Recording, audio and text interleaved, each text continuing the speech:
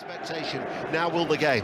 Yeah, I mean, I got the tube into the game before. I sat with some Newcastle fans on the tube, and they were just absolutely delighted to be in this final, but super confident that they can get something from this game because of the season that they've had so far. Now it's about calming the emotions. We can see how hyped up the Newcastle fans are. From a Newcastle players' point of view, emotionally, they have to settle the nerves. They have to just play their own game. But we're going up against a hugely talented, exceptional Manchester United team at this moment. So this is going to be fascinating how this plays out. We welcome listeners to the BBC World Service to join our commentary after listening to the build-up with Maz Farouki and Sebastian Basson. So wherever you are in the world, it's always a pleasure to have your company. Here we are at Wembley, the red and white towards our left-hand side, the black and white hordes away towards our right. We've just run through the two teams, and now the Newcastle United players form a huddle just outside the centre circle. Who's actually had the best build-up to this cup final, bearing in mind that Newcastle have had a week to prepare?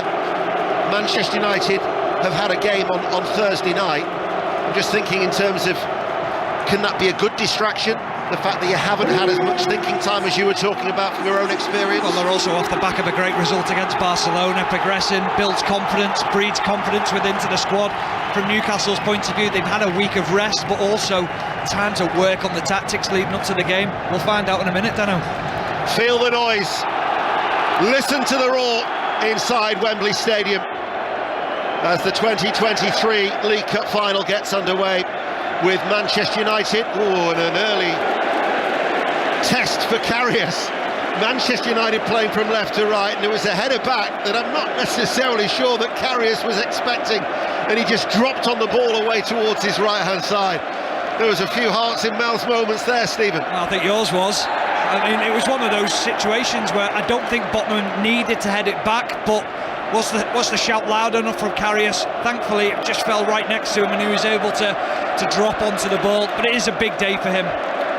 But in many ways, that might be a blessing in disguise. It gives him an early touch of the ball as Newcastle United, in their black and white striped shirts, playing from right to left, awarded a free kick. Trippier hits it long. It's a long diagonal ball, and it's easily guided out.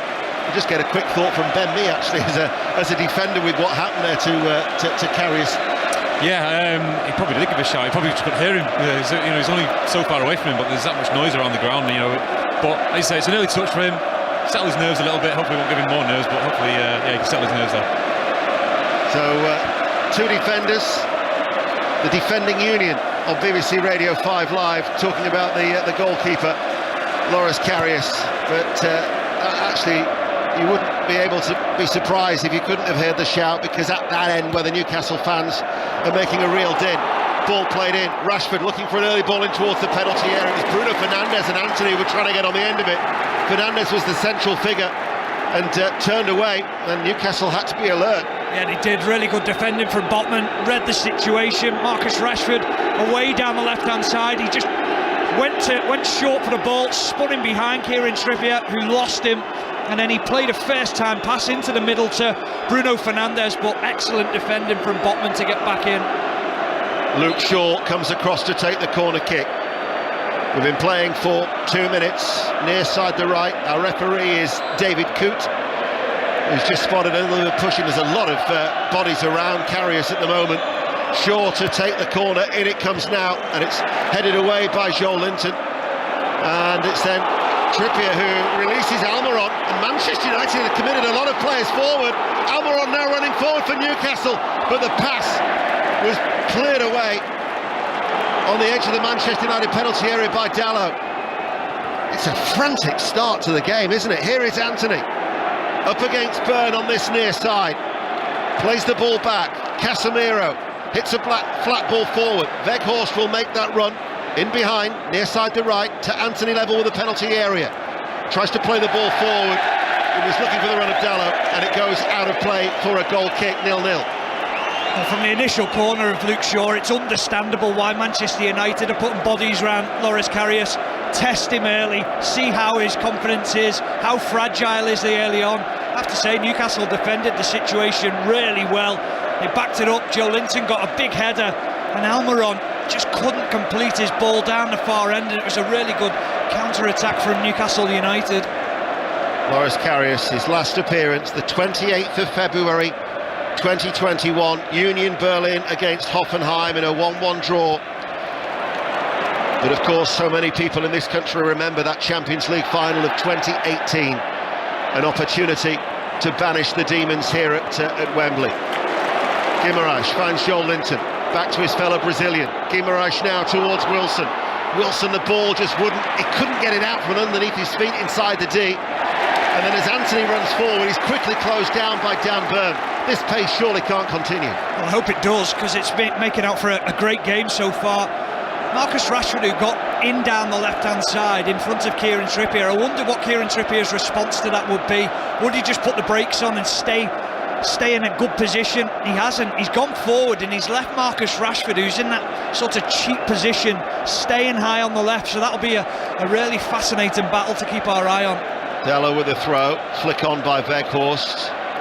Botman turns and plays the ball back to Karius, who plays it back to Botman, and the two of them continue to exchange the ball, and then that's a little bit of a slice clearance by Karius, but it falls onto the head of Burn, whose header is headed back by Casemiro.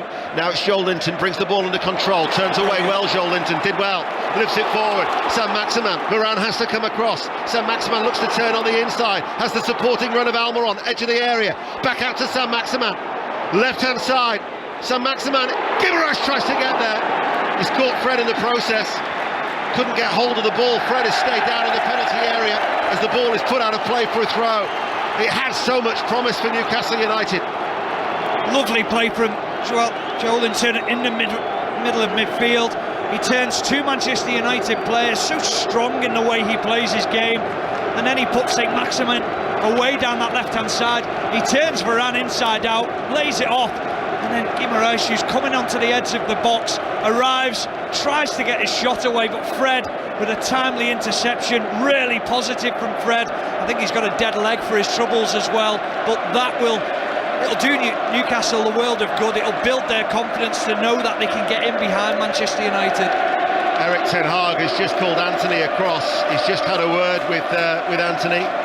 He's pointing and then he's just given the thumbs up with his left hand, as Fred is looking to try and shake off that blow, but he's running all right as the throw is taken from Newcastle United on that far side. And again, Joel Linton has turned well and crosses the ball out to this near side the left, and Saint-Maximin drives forward, goes on the outside of Dalot, who recovers ever so well with a sliding challenge, out for a throw.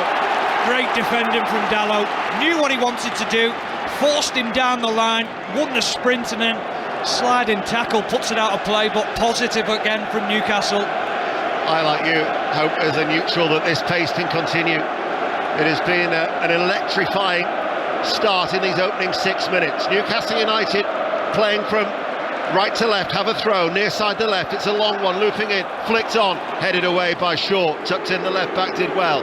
Trippier hits it forward on the half volley, headed on then by Cher inside the penalty area, looking towards Wilson.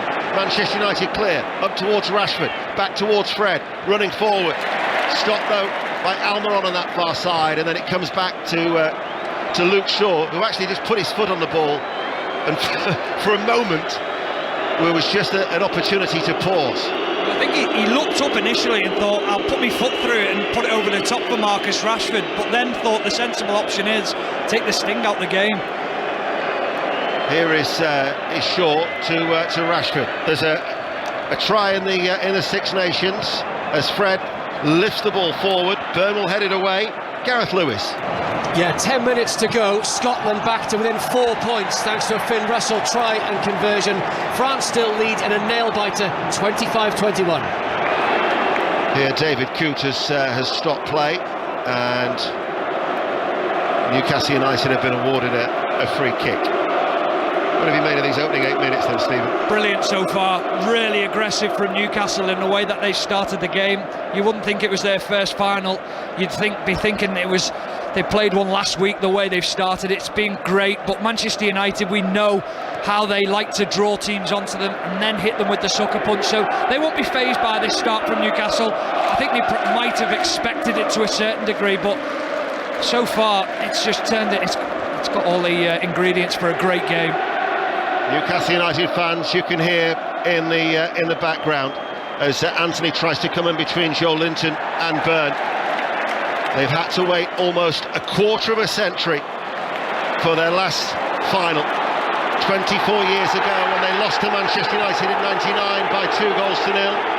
And here Dalot is going to get called forward by referee David Coote for a foul on Saint-Maximin. The referee is coming under a lot of pressure from the Newcastle players to show him a yellow card, and indeed one is brandished, so Dalot is booked. Yeah, it's the right decision. It's a cynical foul from Dalot because he knows Saint-Maximin's got the run on him. He's away, he's got bodies on the left-hand side who he can play in. I think David Coote's got that spot on. For Newcastle, a club, it's their 15th major domestic final. For Manchester United, they've actually won more domestic finals than Newcastle have competed in, 17 out of 31. And you look through the respective starting 11s, there's only Shaw and Weghorst who've never won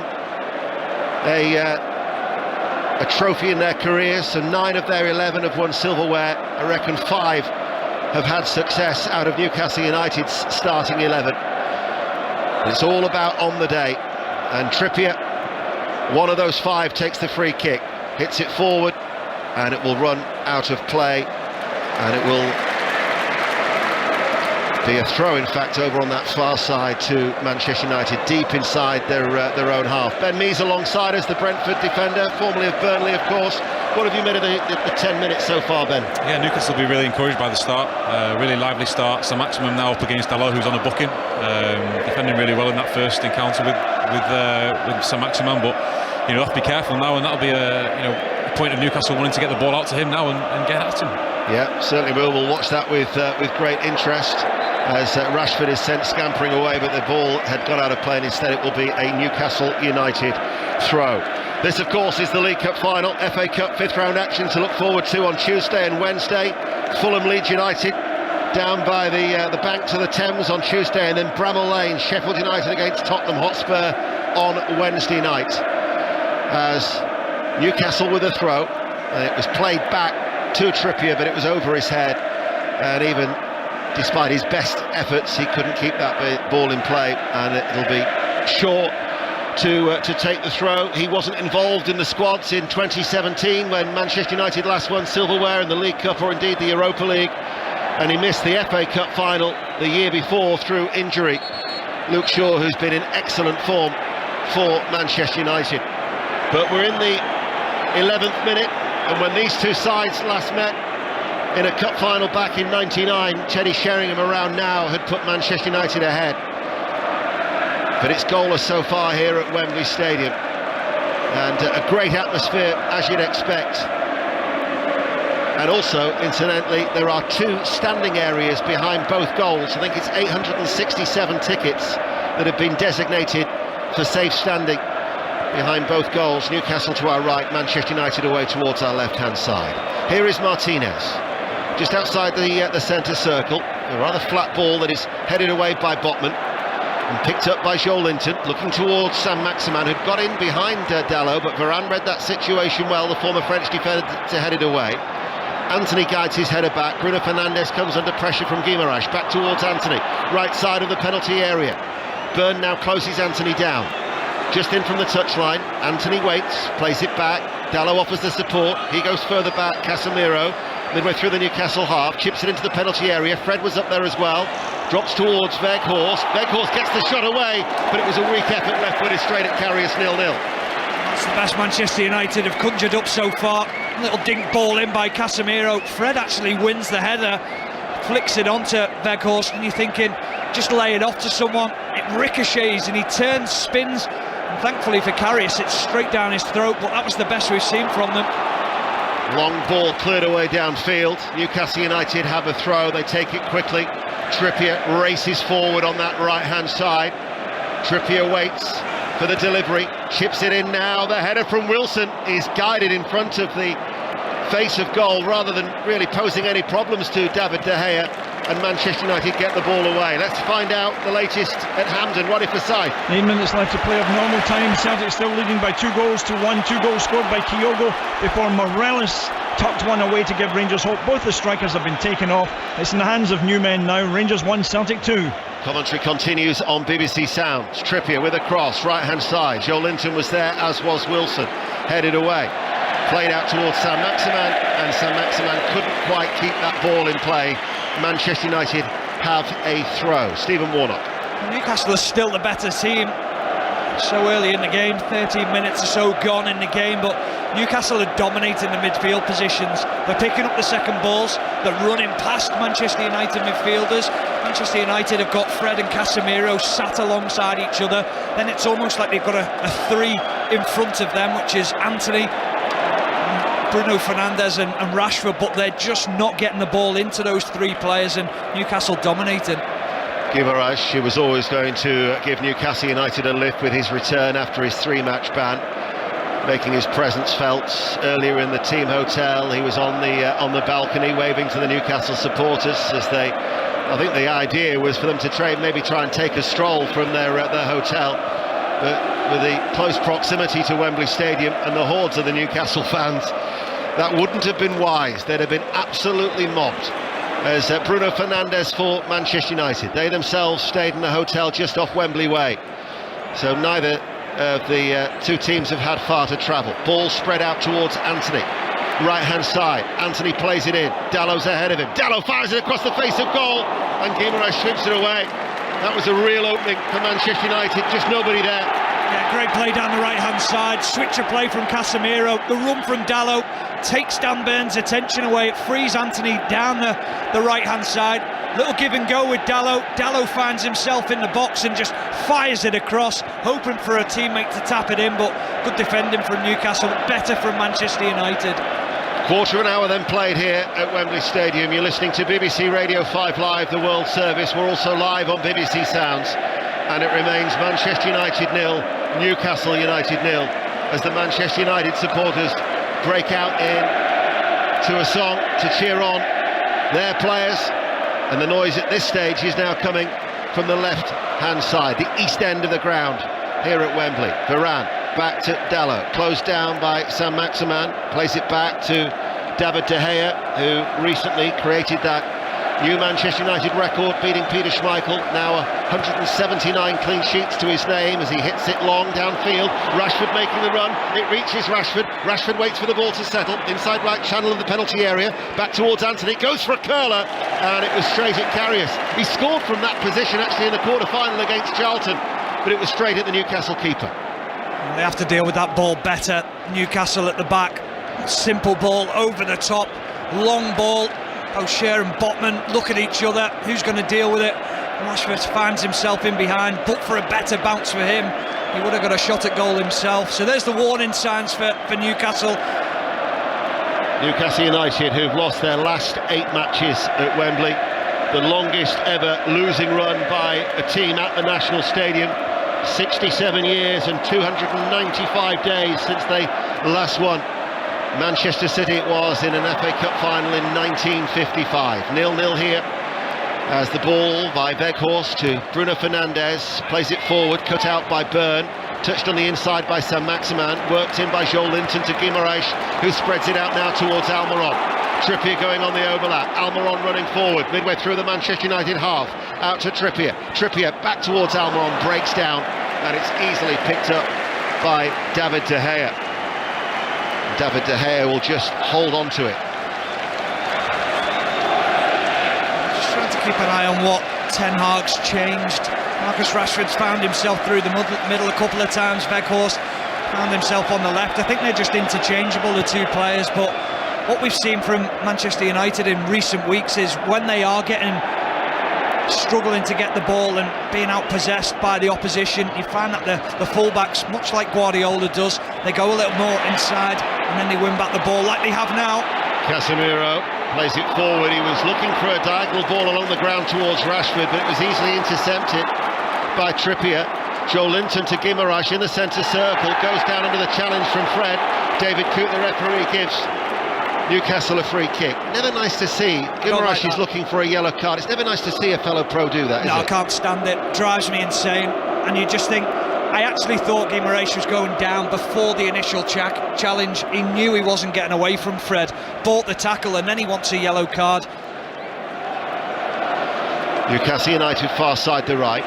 Wilson makes that run out towards the penalty area. Newcastle United will get a throw, try in the Six Nations. Gareth Lewis.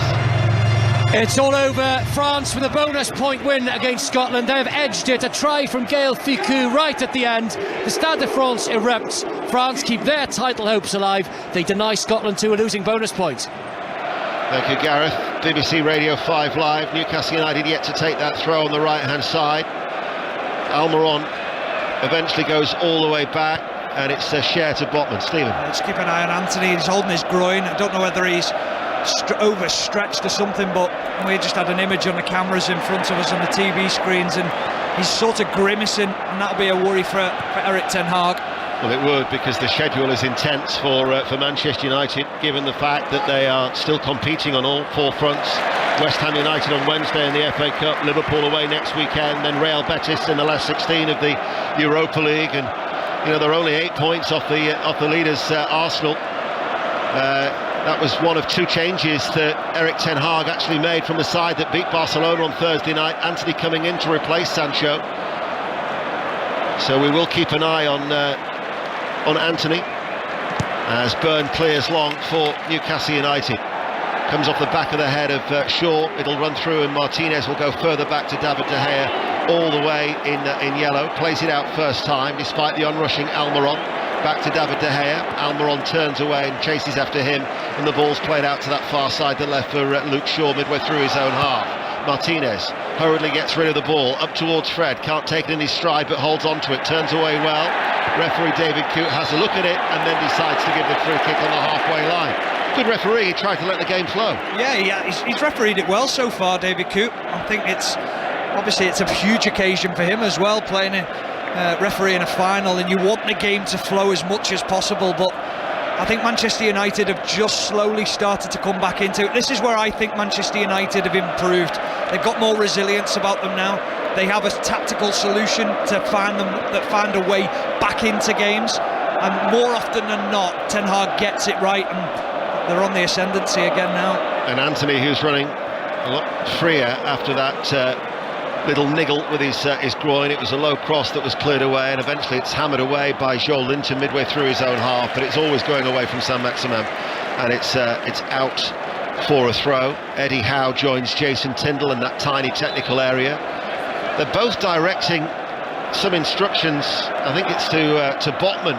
Now he's having a word with Byrne, and Guimaraes has gone down. Now this will be a worry for Newcastle United, because we know how influential Guimaraes is. Yeah, and didn't see any contact from anyone. He just sort of sat down on his haunches and then went back onto his backside and just said to the physios, I need attention. So that will be a concern, because he's so instrumental for Newcastle United.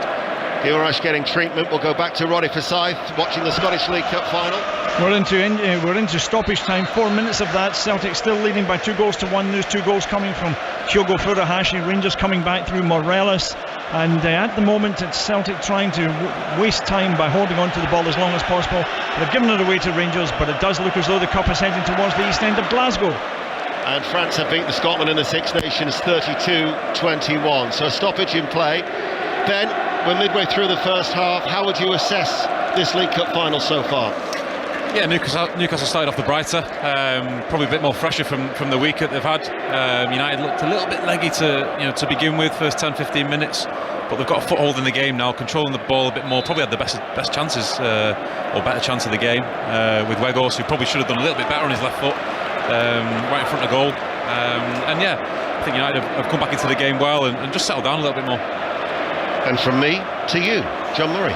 Thank you, Ian Dennis. So 0-0 in the Carabao Cup final. Celtic close to victory at Hampden, leading Rangers by 2-1. As Ian mentioned, France have beaten Scotland in the Six Nations, and here we're still waiting for the opening goal. Stephen Warnock and Ben Mee are with us in the 5 Live commentary box. You're with us on the World Service as well, and the key question, Stephen, is, and it really is a key question, I feel, for Newcastle, is Bruno Guimaraes okay? They've been looked at him very carefully there. He's back on the field now. Well, to keep an eye on him, very similar to Anthony. I think obviously Guimaraes has a bigger impact in his team, saying and the way that he plays, but he seems to be running okay, seems to be running freely, which is good. So Newcastle have it on the left-hand side with St. Maximin, who went to ground, got back up onto his feet, played it infield to Bruno Guimaraes, who was 30 yards away from the Manchester United goal, and David De Gea all in yellow. Careless pass. Bruno Guimaraes was onto that. He got there ahead of Dalot. Then St. Maximin, right-footed ball across the pitch, but Luke Shaw was able to get up on the edge of his own penalty area, headed infield along the edge of the box to Fred, who was able to volley it away downfield. You know, one or two Newcastle, well, actually more than one or two Newcastle fans were saying to me, Stephen, you know, one of the things they didn't want their team to do was to freeze today. But to be honest, I didn't think that was likely from this Newcastle team, did you? No, not at all. I think there's a real belief in what they're capable of doing. I think they understand and execute the game plan that's asked of them really well. I had the same discussions, John, when I was heading in on the tube. It was so positive. I was talking about Loris Karius and he went, it's all right, we'll protect him. We've got the best defence in the league. And that was their mindset. So Newcastle fans hugely positive coming into this. Yep, they have leaked the odd goal in recent matches. Certainly, as Ian Dennis said at the time, that was a heart-in-mouth moment. I think it was the first minute when the ball was headed back to Karius, who wasn't necessarily expecting it, but so far so good. He's made a couple of routine saves, and it's Manchester United 0, Newcastle 0. Newcastle, black and white striped shirts against Manchester United in the red. And Fabian Schär carrying it forward and giving it to Almiron on the right-hand side.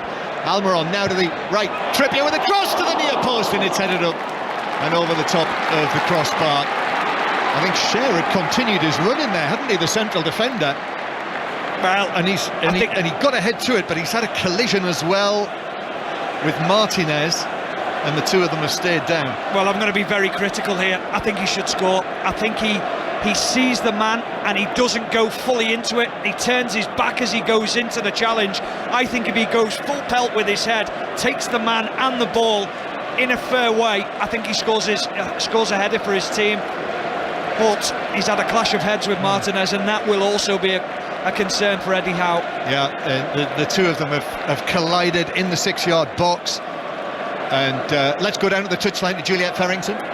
Yeah, well, they're looking after Manchester United right now, and their player who is down. David De Gea seemed more concerned over Schär. He was alerting both sets of medical teams to him. Both players are still receiving treatment, whilst Schär is still on the ground as the medical staff try and see what is wrong with him. There is a stretcher now that is being walked down the side of the pitch, so that looks like that's going to make its way onto it. And Eddie Howe, I can see him just leaning over to my right hand side. He and Jason Tindall were both looking at the screens for replays to see what exactly happened and what measures may have to be taken, possibly substitutions as well. Eddie Howe is just making his way to the technical area as well with Jason Tindall. They're both in deep discussion, watching on what is happening in that Bournemouth area.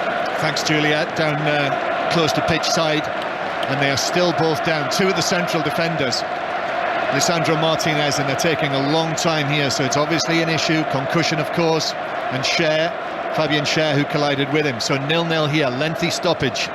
But is it all over at Hampden, Roddy Forsyth? It is, and Celtic have retained the Scottish League Cup, now known as the Viaplay League Cup. Rangers 1, Celtic 2. It was a double from Kyogo Furuhashi that gave them victory. His 24th goals of the season and his 4th double of the season. Morelos gave Rangers hope, and Kent struck the post in what was a closely fought final.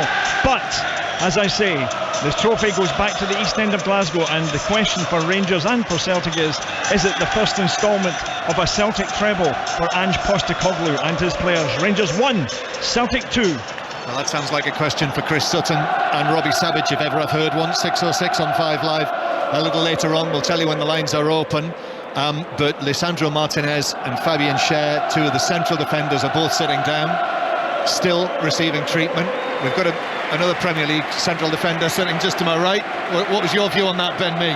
Yeah, I agree with Stephen there. He just sort of turned his back on the cross when he went to attack it, but Martinez did well in getting his body in the way, and I think he's got a cut on his head for his troubles. But I think the main concern is with Schär there, and he doesn't look to be to be too good, and with the concussion protocols that are in place, we'll see if he carries on or not. But he looks to be okay and getting back to his feet, which is really good to see. I don't know about you, Ben. I mean, he's standing up. He's got petroleum jelly, isn't it? They've put all the way on down the left-hand side of his eye.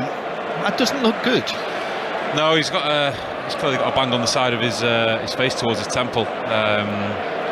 He seems to be walking a little bit gingerly, but hopefully he can shake it off and carry on. He will not want to go off this pitch. I'm sure of that.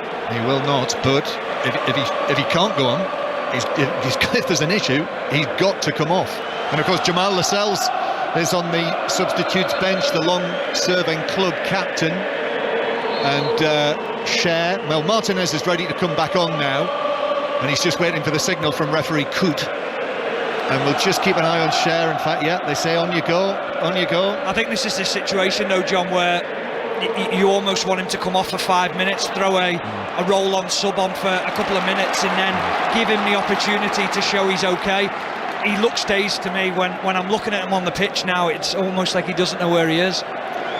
Great point, that, Stephen. I think that'll happen. At some stage, we'll have that. Yeah, I think it has to. I mean, I know Chris will talk about it probably tonight on 606 because he's a big advocate for it, but I fully agree with it. Yeah, which begs the question, if it's going to happen, which I'm near certain that it will at some stage, why not get it done? Here's Bruno Guimaraes through the middle, so Cher is on.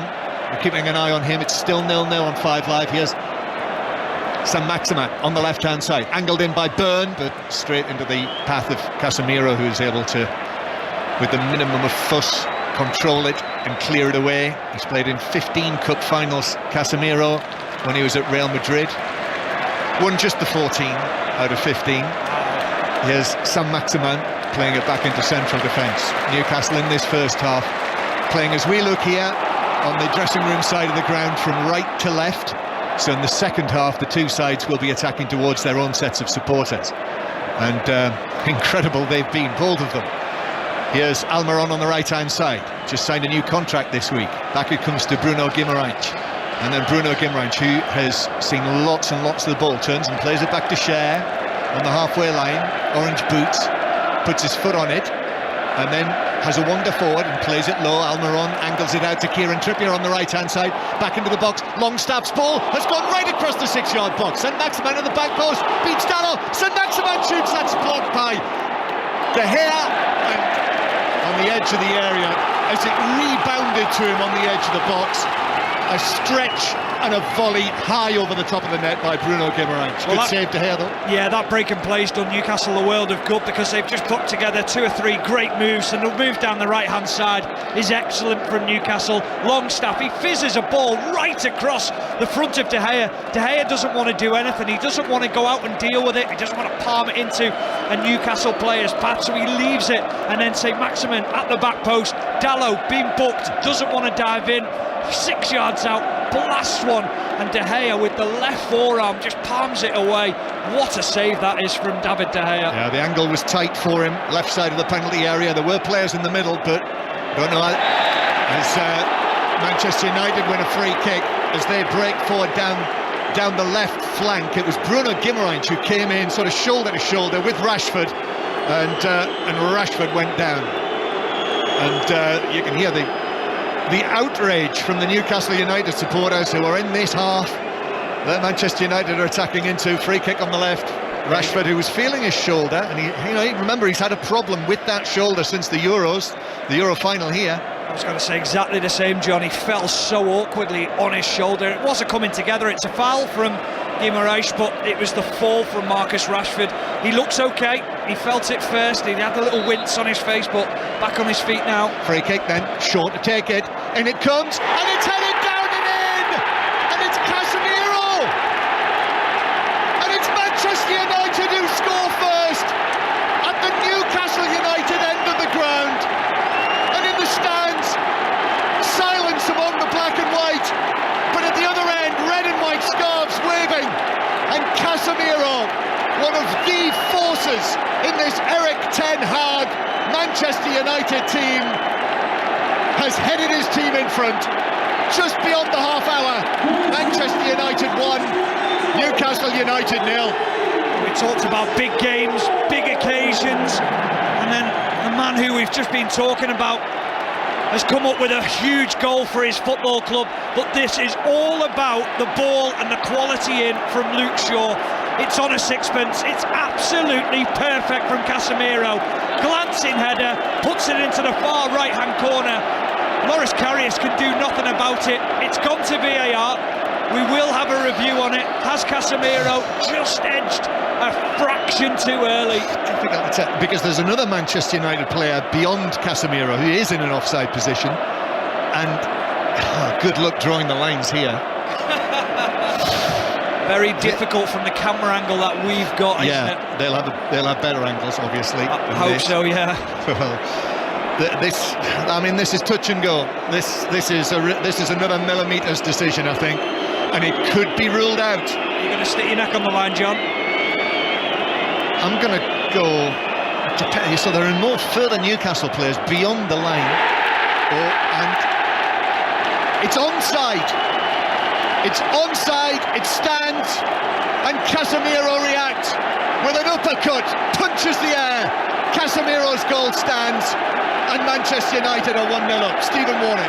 Yeah, well, we said the dangers were there from Manchester United. They've stayed in the game.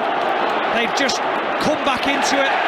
They've weathered the storm from Newcastle, but take nothing away from the quality. I said it when I spoke about the goal. A ball in from Luke Shaw is absolutely magnificent for Casemiro, just to go and glance it. He doesn't have to put any power into it himself, just glances it in the far corner. And now let's see how Newcastle respond to that goal from Manchester United. Longstaff has gone down in a challenge, but Guimaraes takes it on. Referee Coot plays the advantage. Saint-Maximin in the penalty area on the left-hand side. Back to Bruno Guimaraes. Kieran Trippier now on the right. Almiron near the dead ball line, cuts it back onto his left foot, tried to give it to Trippier, who did well, plays it into Bruno Guimaraes, who shielded it as the challenge came in on him. On the edge of the penalty area from Weghorst, went down, referee wasn't interested, and Manchester United have been able to clear it out towards the right-hand side. So 1-0 Manchester United. It's just like Newcastle United's last cup final at Wembley 24 years ago. They're 1-0 down to Manchester United. And Saint-Maximin now on the left-hand side. Saint-Maximin, who shortly before the opening goal had that effort saved by David De Gea, twists and turns. The ball's run out of play, but referee Coot isn't finished. I think this might be for the challenge that left Longstaff on the ground. Yeah, I think Fred's picked up a yellow card there. I think it was, wasn't it? When it might have been a flailing arm. I don't know. It was all. There were 2 or 3 players involved, and yellow card for Fred. So Fred and Dalot now both booked. But Manchester United leading through the Casemiro goal, and Newcastle playing it through the middle and winning a free kick forward of the centre circle. Callum Wilson twisting in the challenge that came in from Martinez. So a free kick, maybe 8 or 9 yards ahead of the centre circle. The other question, Stephen Warnock, is, Newcastle might talk about it.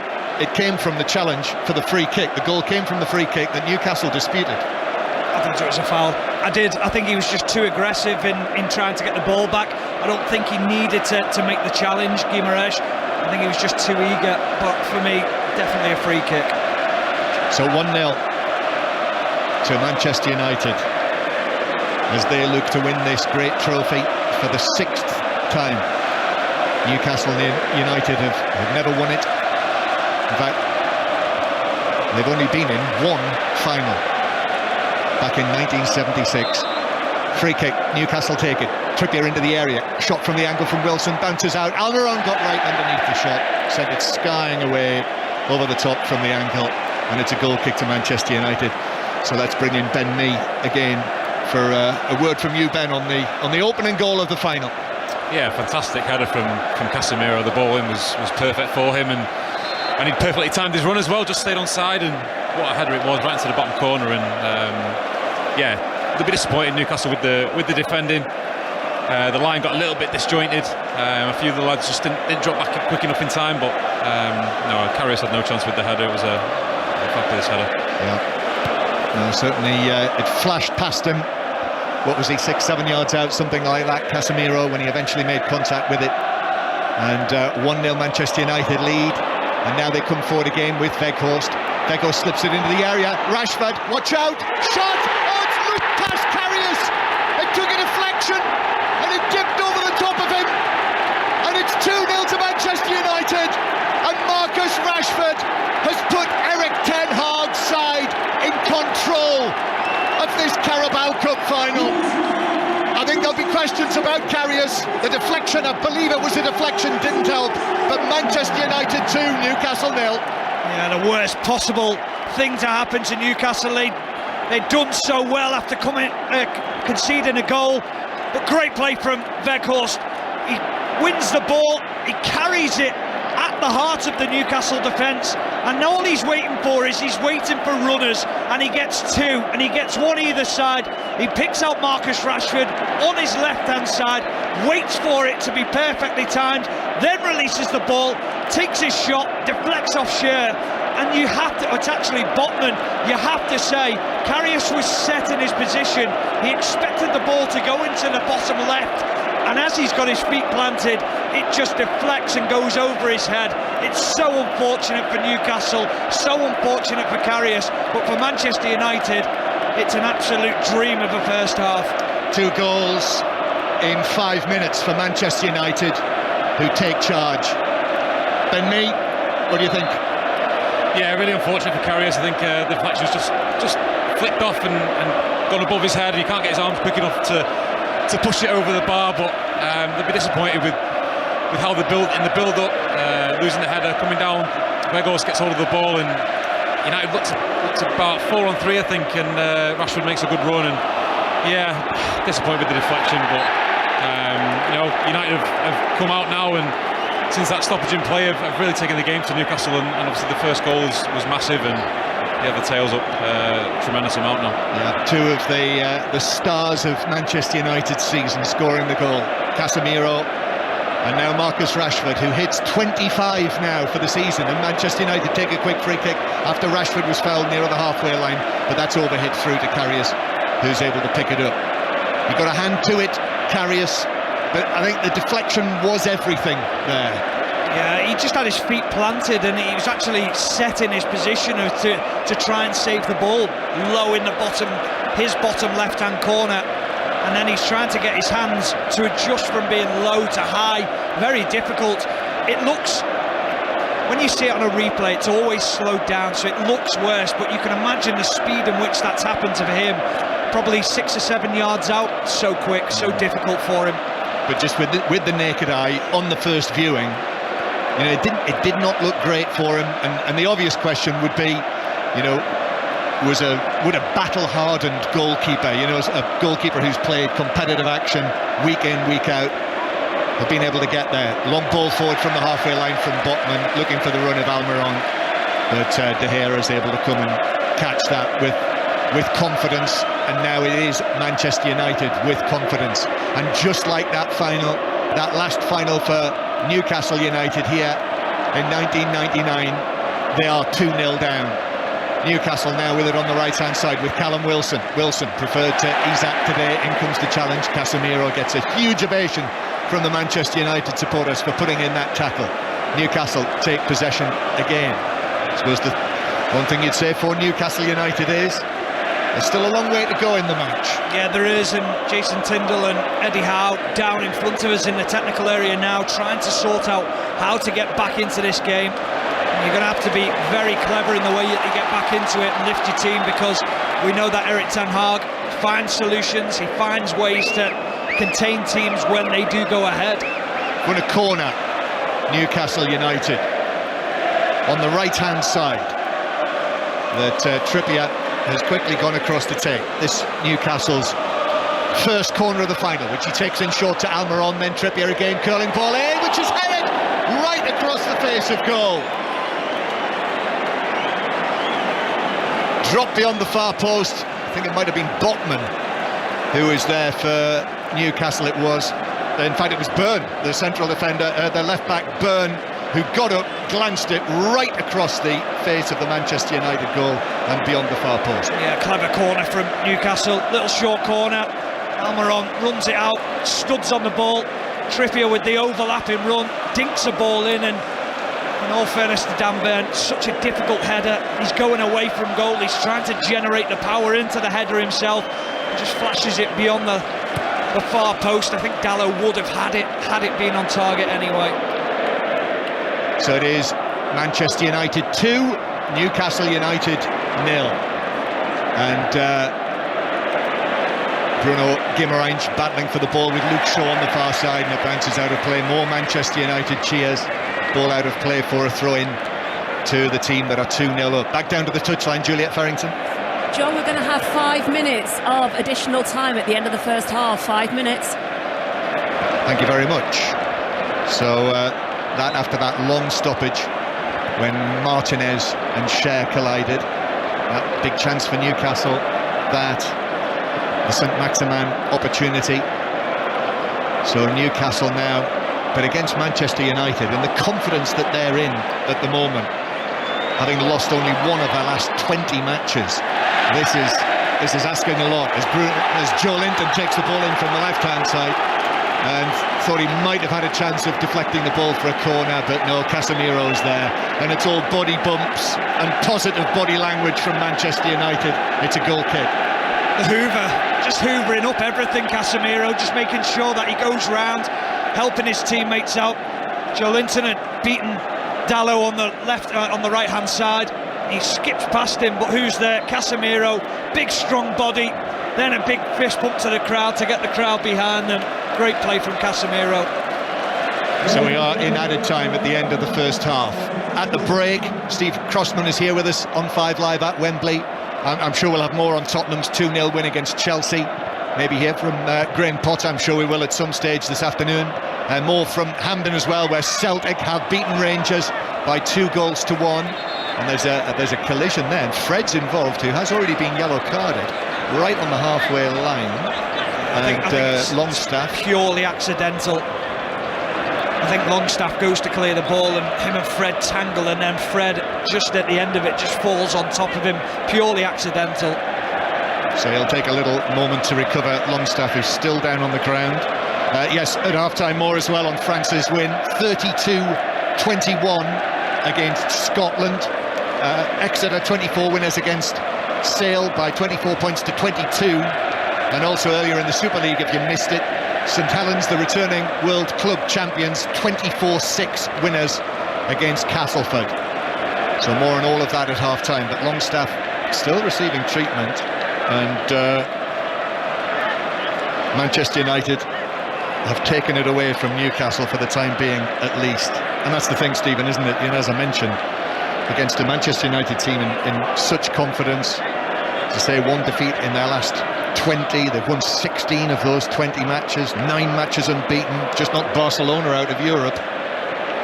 They're an exceptional team at the moment, they're sky high with confidence. The big thing is, I'm just looking at the stats in front of me, and Newcastle have had 64% of possession, Manchester United 36.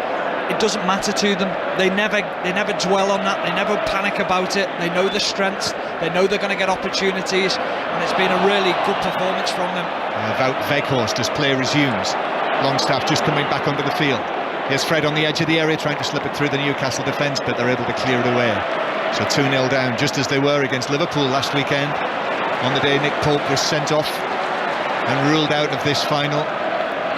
2-0 down again, and that watertight, almost watertight Newcastle defence this season's already been pierced twice.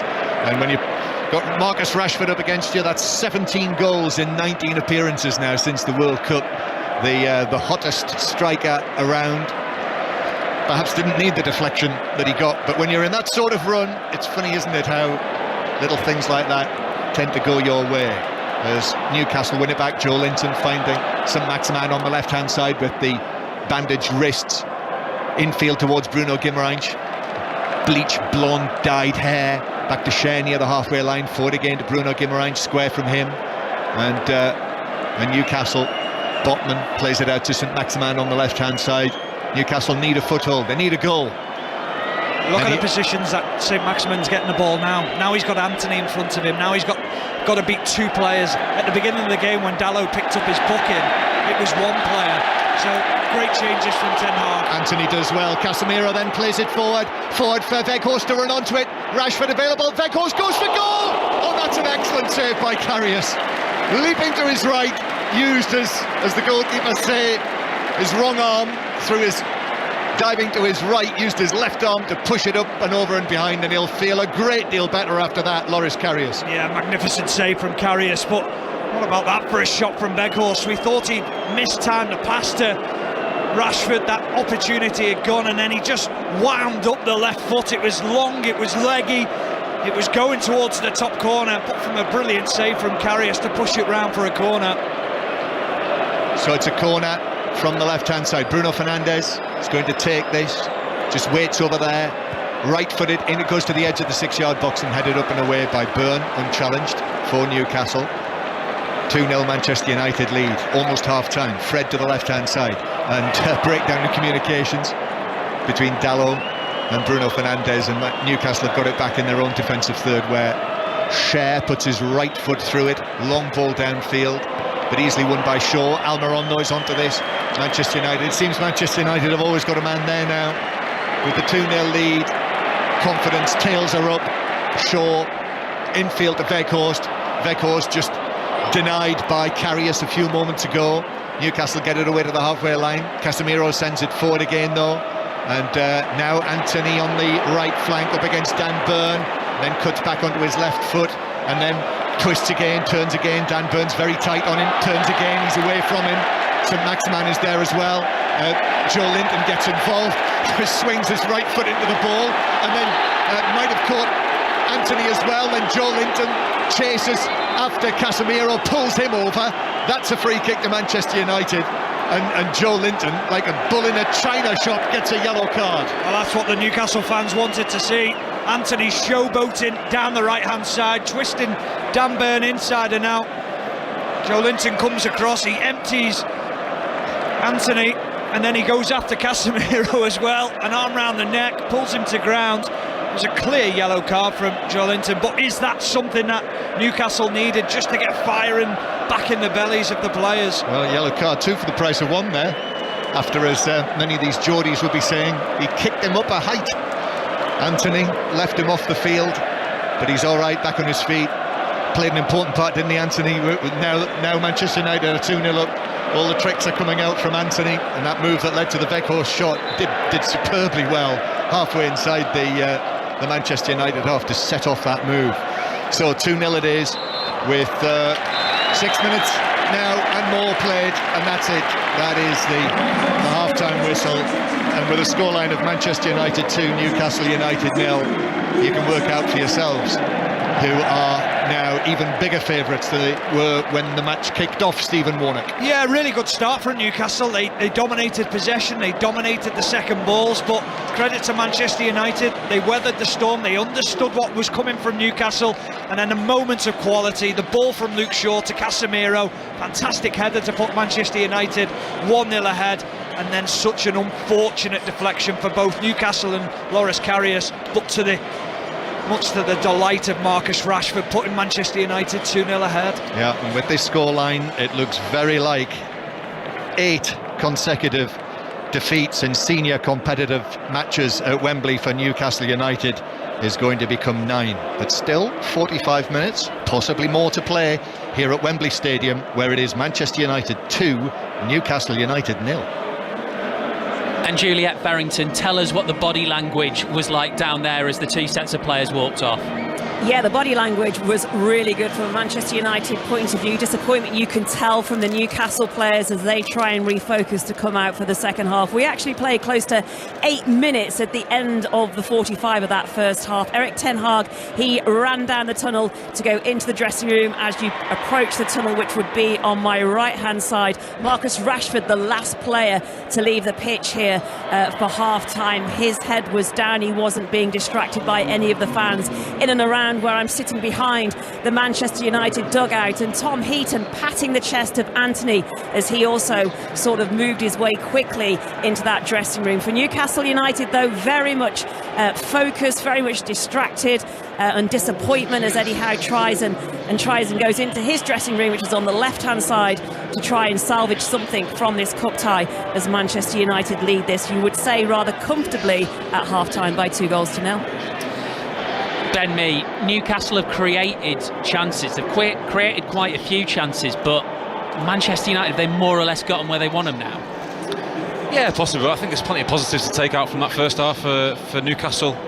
Created plenty of chances. I think obviously the Sam Maximin one, the Burn header, the set pieces. I think they might have a chance second half from corners, free kicks, getting the ball in the box, and yeah, obviously United now will look to control the game. Casemiro in that middle of that part will look to control the game, dictate the play, and yeah, I guess we'll see what happens.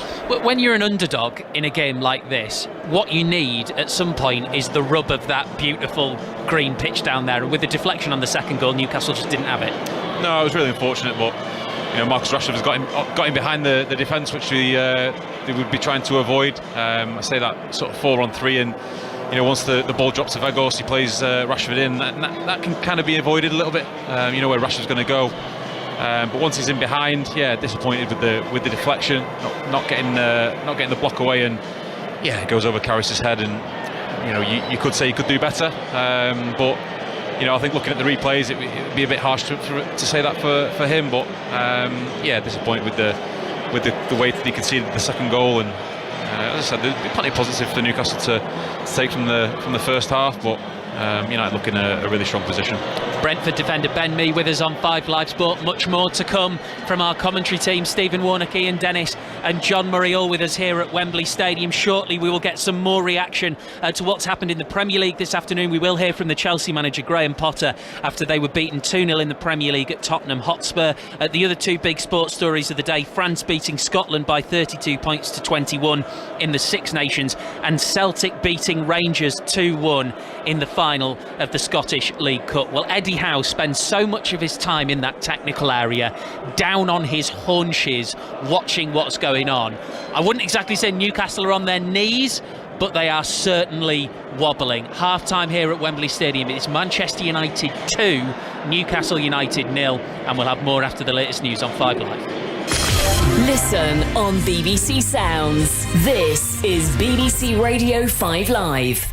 And with the 5 Live News, I'm Stuart Clarkson. Rishi Sunak will meet the President of the European Commission, Ursula von der Leyen, tomorrow to discuss progress on a deal for trade in Northern Ireland.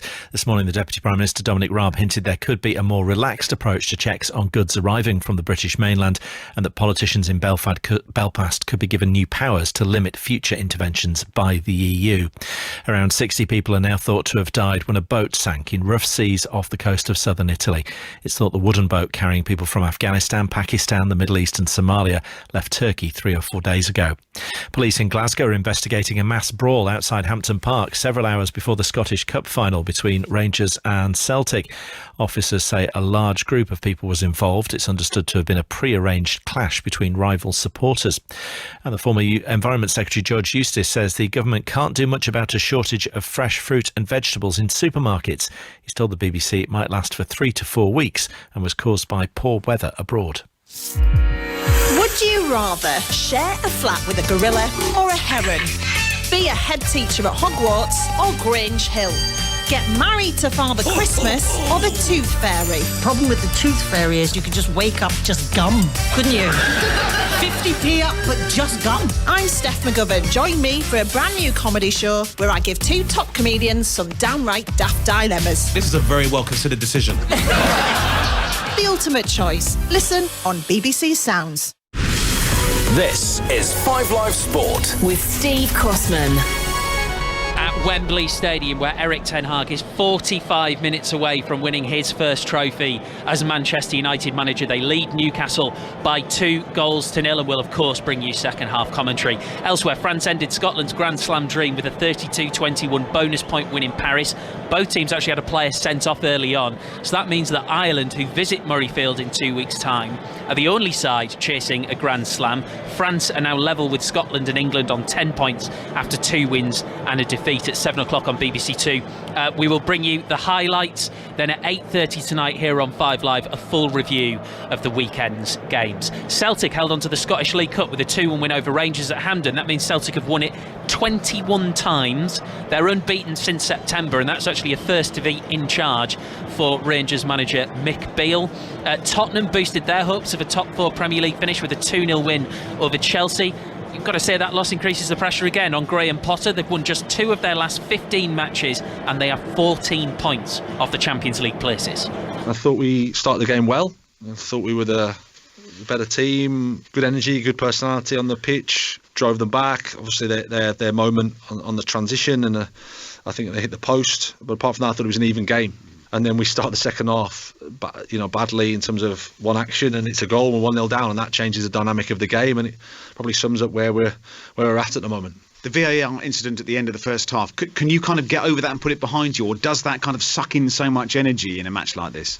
Well, no, I mean, I didn't really know what was happening, to be honest, and I still don't know. So sometimes it's in the lap of the VAR and the referees to sort out. How realistic is Champions League football for Chelsea this season, do you think, now? Well, after a result like this, it's hard for me to talk about anything other than the next game. We need to get a little bit of feel-good and belief in the team. We're not thinking about anything else in May or June, whenever it is. It's just about the next match and lifting the spirit and lifting the feeling that we have at the moment, because at the moment I feel for the Chelsea fans, we're suffering. We need some fine things to go our way, which aren't, but we have to make those go our way. We're here to win, we're here to compete, we're here to get victories. That's what makes our life better. So of course it's not pleasant, but we know our responsibilities. We know we have to keep fighting, we have to keep sticking together to turn it round. I believe in the players, I believe in their personality, I believe in the quality they have as footballers. But at the moment, it's no denying we're suffering. That's Graham Potter speaking to Nick Godwin. Once we're done here at Wembley Stadium, it'll be time for 606, and you can get your calls in now. 08085 909 693. Book in to speak to Robbie Savage and Chris Sutton. Let's bring in League Cup winner Robbie Savage. Afternoon, Rob. How are you, Steve? Yeah, good. I mean, look, I'm at Wembley Stadium for a League Cup final. It's just one of the great days, as you know. Yeah, it's a major trophy. You know, I said to Chris, who's watched the League Cup final up in Scotland, winning the League Cup is more difficult to win than the Scottish Premiership.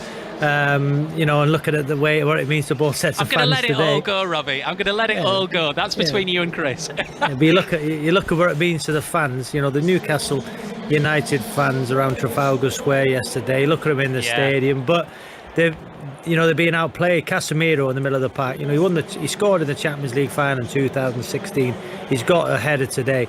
You know, and I'll be interested to listen to Ben. You know, so many teams now play at such a high line from set pieces out wide. And Casemiro heads that ball in. Karius can do nothing about it. I think it's harsh to have a go at Karius for the second. I think his position, he's anticipating a low shot, and the deflection takes it above him. And they've created a couple of chances, Newcastle. They're not out of it yet. As we all say, the next goal is important. But this Manchester United side, for me right now, Ten Hag's the best manager in world football. I think the way he's galvanised this team on and off the pitch, the way he's handled the big players, the way he's improved players, they've got a chance of winning all 4 competitions they're in. It's quite remarkable. And they'll go on and win this game. I can't see Newcastle, getting anything. But they've had chances, Robbie, haven't they, Newcastle? Not great chances. I don't know. San Maximan, that's a brilliant save from De Gea, isn't it? It's not a great chance. You don't expect him to score. Nobody in front of him, 3 yards out. I expected him to score. No, you don't. I didn't. Okay, fair enough. Well, you were right. Yeah, but they're not great chances. You wouldn't say it was like Vegas at the Camp Nou when he goes clean through. They haven't had a great chance. Okay, all right. Well, they haven't. All right, well, I disagree with you, but that's all right. We're allowed to do that. Well, don't get with it. Name me a chance you're thinking he has to score. Well, I thought San Maximan would score there. I mean, let's not get into semantics, but he has to score isn't the same as a great chance. Well, it wasn't a Gordon Smith moment from the FA Cup final, was it? Okay, fair enough. And Smith must score. Yeah. And Savage must talk to fans later on. What else do you want to talk about? What about you mentioned Chelsea? It's unbelievable to think, Steve, the only chance for Chelsea to get in the Champions League is by winning it in February. Yeah. Quite remarkable, really. But we've had lots of Chelsea fans on what would happen to Graham Potter. I believe they got to stick with him. The amount of turnover in players. Was it another 6 changes today in his Chelsea team? Quite remarkable. So for me, he needs a summer to work with that group. And we've got to talk about Celtic Rangers, haven't we? Chris was there. It was mentioned on the show last night. Celtic, good performance, another trophy. That's 21 now, still 6 behind Rangers in League Cup wins. But, Celtic's day. All nicely wrapped up, Robbie. Thank you very much. Have a good one. Thanks, mate. Robbie Savage with Chris Sutton for 606. Call now 08085 909 693 and get your call booked in. Elsewhere, Chelsea are through to the quarter-finals of the Women's FA Cup after a 2-0 win over Arsenal. At Kingsmeadow, goals from Sophie England, Sam Kerr put them through to the next round. Other scores in the competition look like this. There's one live score at the minute. West Ham 1, Aston Villa 1. They've gone into extra time. The rest are all full times. Manchester United 5, Durham 0. Brighton 5, Coventry 0. Bristol City 1, Manchester City 8. Lewis 6, Cardiff 1. Spurs 4, Reading 5. That one went beyond extra time. Charlton 0, Birmingham City 1 after extra time. And elsewhere, Australia cruised to their 6th Women's T20 World Cup title with a 19-run win over South Africa in Cape Town. St Helens began their bid for a 5th consecutive Super League title with victory at Castleford Tigers. Here at Wembley Stadium then, Manchester United 2, Newcastle United 0. We're awaiting the arrivals of the teams. Ian Dennis, I'm just looking pitch side at the minute, and it certainly looks like Manchester United are going to be making a change. Yeah, Wan-Bissaka is going to be coming on. I mean, obviously Dalot was one of the 2 United players who were booked in the first half. Also, one of the 2 changes, in fact, that Eric Ten Hag had made after the victory against Barcelona was that at right back of Wan-Bissaka making way for Dalot. So definitely, he looks like he's stripped, ready for action. He'll be starting the second period.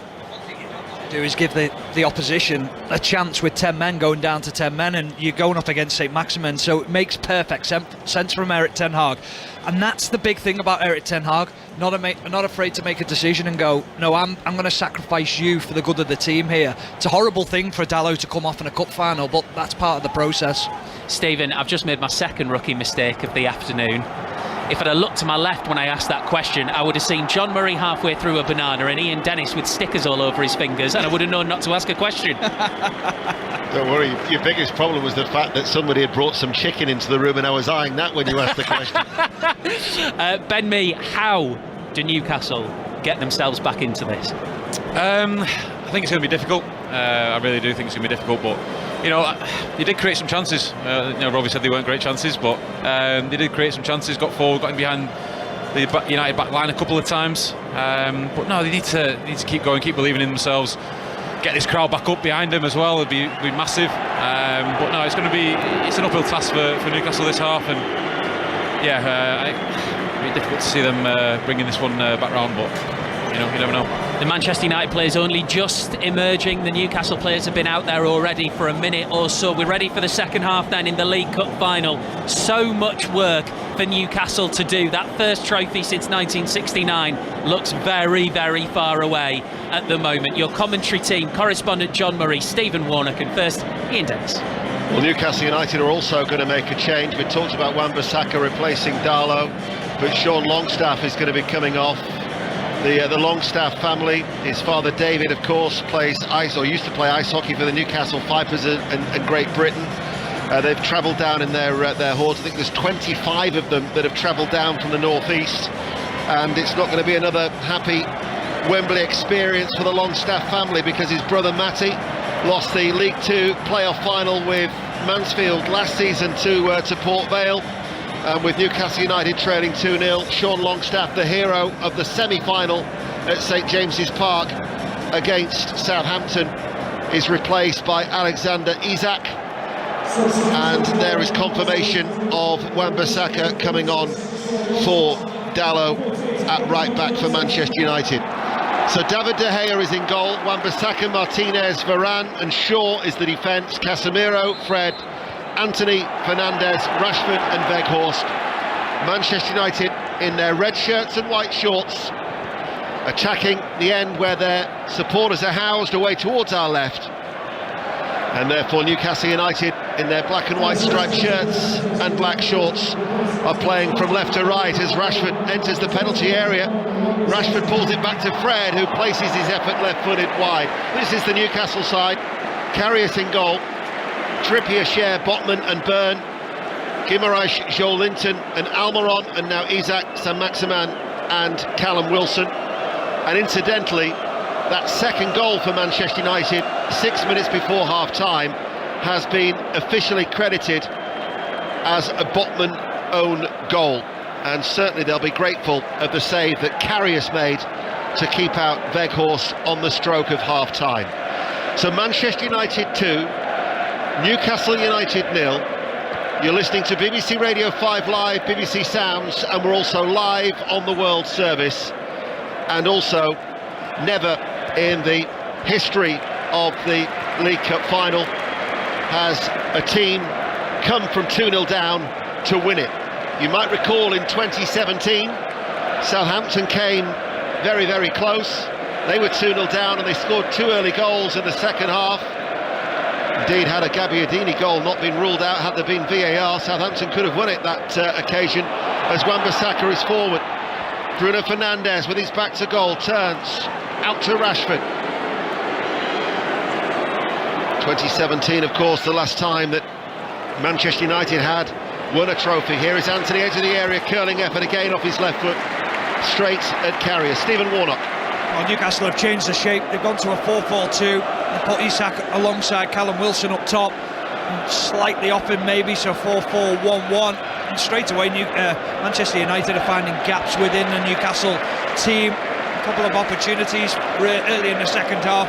Fred should have done better from the edge of the box, and then Anthony there, no one helping out Dan Burn, isolates him in a 1v1 situation.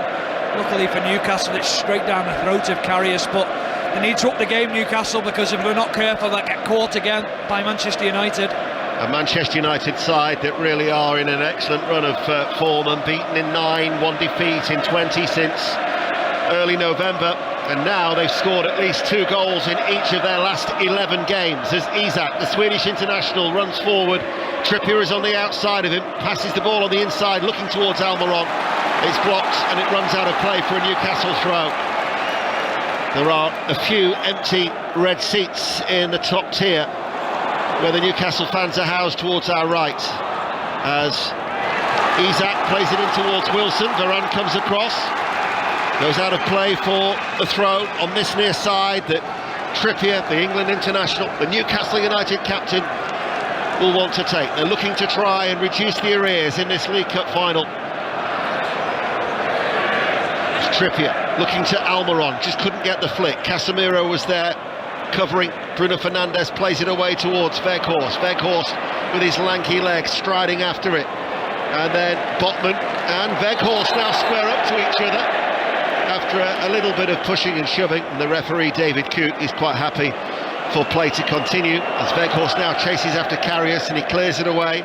The Newcastle United goalkeeper, his first competitive appearance in 2 years, up towards Saint-Maximin. Wan-Bissaka, those tracked him, he's made the challenge, he plays the ball forward. Here is Weghorst, they've got 2 over, they're appealing for handball. The referee, David Coote, says no. Underarm throw out by Karius. Newcastle United, Erik ten Hag is complaining. Trippier's forward ball, slides it down this right-hand side. Almiron fouled by Shaw, and that will be a free kick to Newcastle. Stephen. Yeah, I don't think Erik ten Hag's moaning about the decision. I think he's moaning about the shape after the ball is broken down, and he wants his players to get back in because he knows he can't afford for Newcastle to break forward. He's saying, David Coote gestured straight away, made it very clear to the whole stadium that he felt Botman's hands were behind his back, and it definitely wasn't a penalty. They quickly turn that into attack, and now Newcastle win a free kick in a very dangerous position. Kieran Trippier over the ball. Well, the opening goal came from a set piece. It was on the Manchester United left-hand side. This is the Newcastle right. Trippier is going to take it just 2 or 3 yards in from the touchline. Anthony's just standing on the corner of the penalty area. Trippier, the delivery. Wan-Bissaka heads it away 6 yards out, headed back by Isak. Shaw gets it away. Fred hooks it clear just inside his penalty area. Trippier's downward header goes back towards Guimaraes. 5 minutes played in the second half. Guimaraes shrugs off the challenge of Anthony. Referee's played the advantage.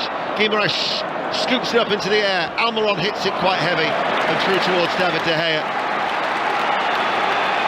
He's having an impact, Isak, straight away. He's been heavily involved in 3 attacks already for Newcastle. Better link-up play, giving options to his midfielders.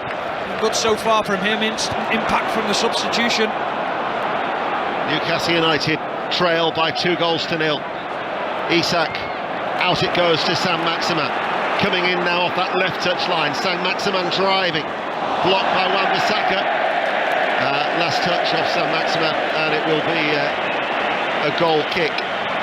They've lost their last 4 major finals since the first cup of 1969. 3 FA Cups and a League Cup in 1976, which at 47 years is the longest gap in the history of the League Cup. Then it was Manchester City and Dennis Tuitt, a Geordie, who scored the winner against his hometown club. And instead of the sky blue of Manchester, it's the red of Manchester, with the red and white scarves that are being swirled around away towards our left-hand side. But Newcastle United look determined at the start of the second half. Almiron collects it, Trippier on the overlap, sends the early ball in. Wilson was arriving, tried to stab it goalwards, looking for a corner. Instead, the goal kick's been awarded. I thought it was the right decision initially. I think Martinez does extremely well defending that near post. He knows that he's going to get hurt. Callum Wilson goes with his boot, tries to just help it back into the middle, but it's brave from Martinez. He gets his head onto it. He wants a foul. David Coote again, not giving it. I think it's a goal kick. I think that's the correct decision. But there's signs from Newcastle that they believe they can get back into this game. We're joined, as well as Stephen Warnock, by Ben Mee. Ben, would you, or how encouraged would you be by Newcastle's start to this second half? It's been a really positive start.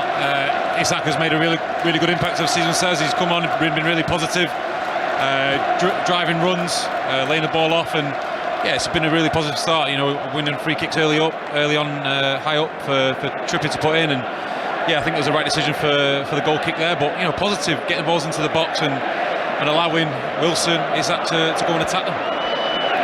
That's the voice of Ben Mee, the Brentford central defender, who's with us here on BBC Radio 5 Live. Shaw runs forward, Rashford lays it back, Martinez comes forward, finds Rashford.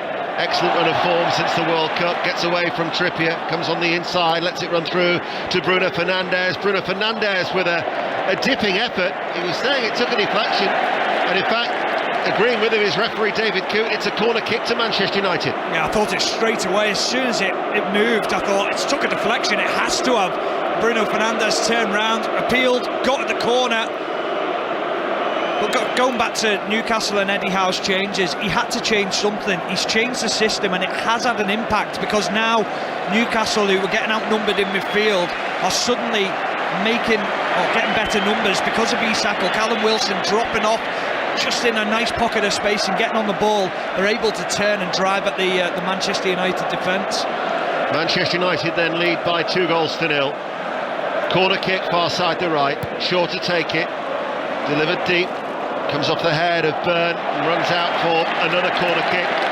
And from the right to the left hand side now for Manchester United, and Bruno Fernandes with that chant of Bruno, and he walks across and has time to acknowledge the Manchester United fans at the east end of the stadium. He's in no real hurry. Manchester United 9 minutes into this second half. Only had 3 trophies in 9 full seasons since Sir Alex's retirement. Corner played in, flick header from Weghorst, caught by Karius. Sir Alex, of course, is here. He's everywhere at the moment, Sir Alex. His love for Manchester United has never diminished. Sat alongside David Gill, but 3 trophies since he retired in 2013. Might be able to change that with more than the one if they are to indeed win this League Cup here at Wembley Stadium this afternoon. 10 minutes into the second half. This is Cher, back to Botman, midway through his own half. Botman just has Weghorst in front of him, plays it out towards Trippier, good control by Trippier, hits it early towards Wilson, the layup towards Almiron, cleared by Martinez, ushered away by Casemiro, only as far as Joelinton.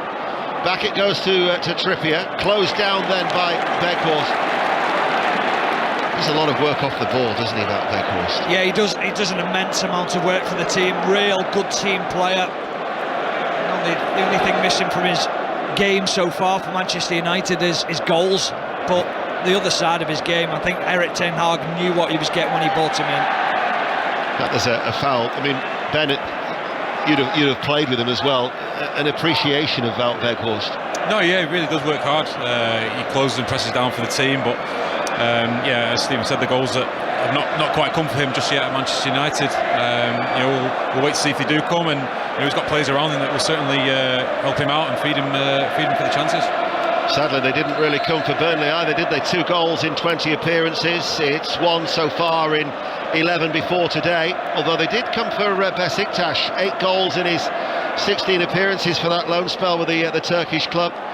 But now we're watching the black and white of Newcastle United as the ball is hit long, trying to release Saint-Maximin away over on that far side, challenged by Wan-Bissaka. They both take a tumble off the field of play, and Saint-Maximin has actually stayed down. He's lying on his back at the moment off the field of play. 2-0 to Manchester United. I think David Coote was saying it was off the pitch, the actual challenge, but I thought it was blatant from Wan-Bissaka, a shove in the back. I don't think he needed to make that challenge. It was almost clumsy from Wan-Bissaka. He's back on the field of play now. Wan-Bissaka to take the throw. Newcastle United, who've managed just 4 wins from 40 against Manchester United since 2001, trailing by 2 goals to 0. Saint-Maximin enters the penalty area left-hand side with his back to goal. They've doubled up on him. Plays the ball back. Anthony with the interception. Fernandes couldn't get there. Bird finds Saint-Maximin, wriggles free, edge of the area. Challenge comes in. Guimaraes though takes over for Newcastle. Nice little pirouette inside the penalty area by Guimaraes, but very, very close down. Byrne tries to take over. Fred's back there as well. Manchester United defending in numbers and defending well. They're so good at it, Manchester United. They smother you anytime you think you've got space. That is the difference this season under Ten Hag. They know how to get back into positions to make sure that they've always got cover on. I think we've got a problem here because Guimaraes has gone down. He's rolling around on the floor, holding his ankle. And he looks in a lot of pain as well. Does the Brazilian? He's holding the lower part of his right leg. Newcastle United, you could hear the crowd's response because they have just tried to, just haven't been able to get that opening so far in this second period. We've been playing now for 13 minutes. Guimaraes is crucial for Newcastle. Oh, he gets his studs caught in the floor just as he goes to close it down. Oh, extends his ankle. That is going to be painful, very, very painful. I think I've seen him do that before as well this season, where he's rocked his ankle. So you just wonder whether he's got a weakness in that area, and that might be costly for him. Well, I know organisers of the North East Football Writers Association will be hoping that he's all right. This time next week, he's meant to be collecting his Player of the Year award for last year. I'm sure he'll be okay to collect that. Not a problem. He was hoping, though, to get his hands on the League Cup, was Guimaraes, to add to his Olympic goal for Brazil in 2020, and a couple of other medals that he'd picked up from his time in Brazil. The Copa Sudamericana during his career. A popular figure on Tyneside. However, lovely accent you've got. Obrigado. Maybe, yeah. Here is Isaac to Almiron. Stephen Warnock and Ben Meir with us here. We've been playing for nearly an hour on BBC Radio 5 Live.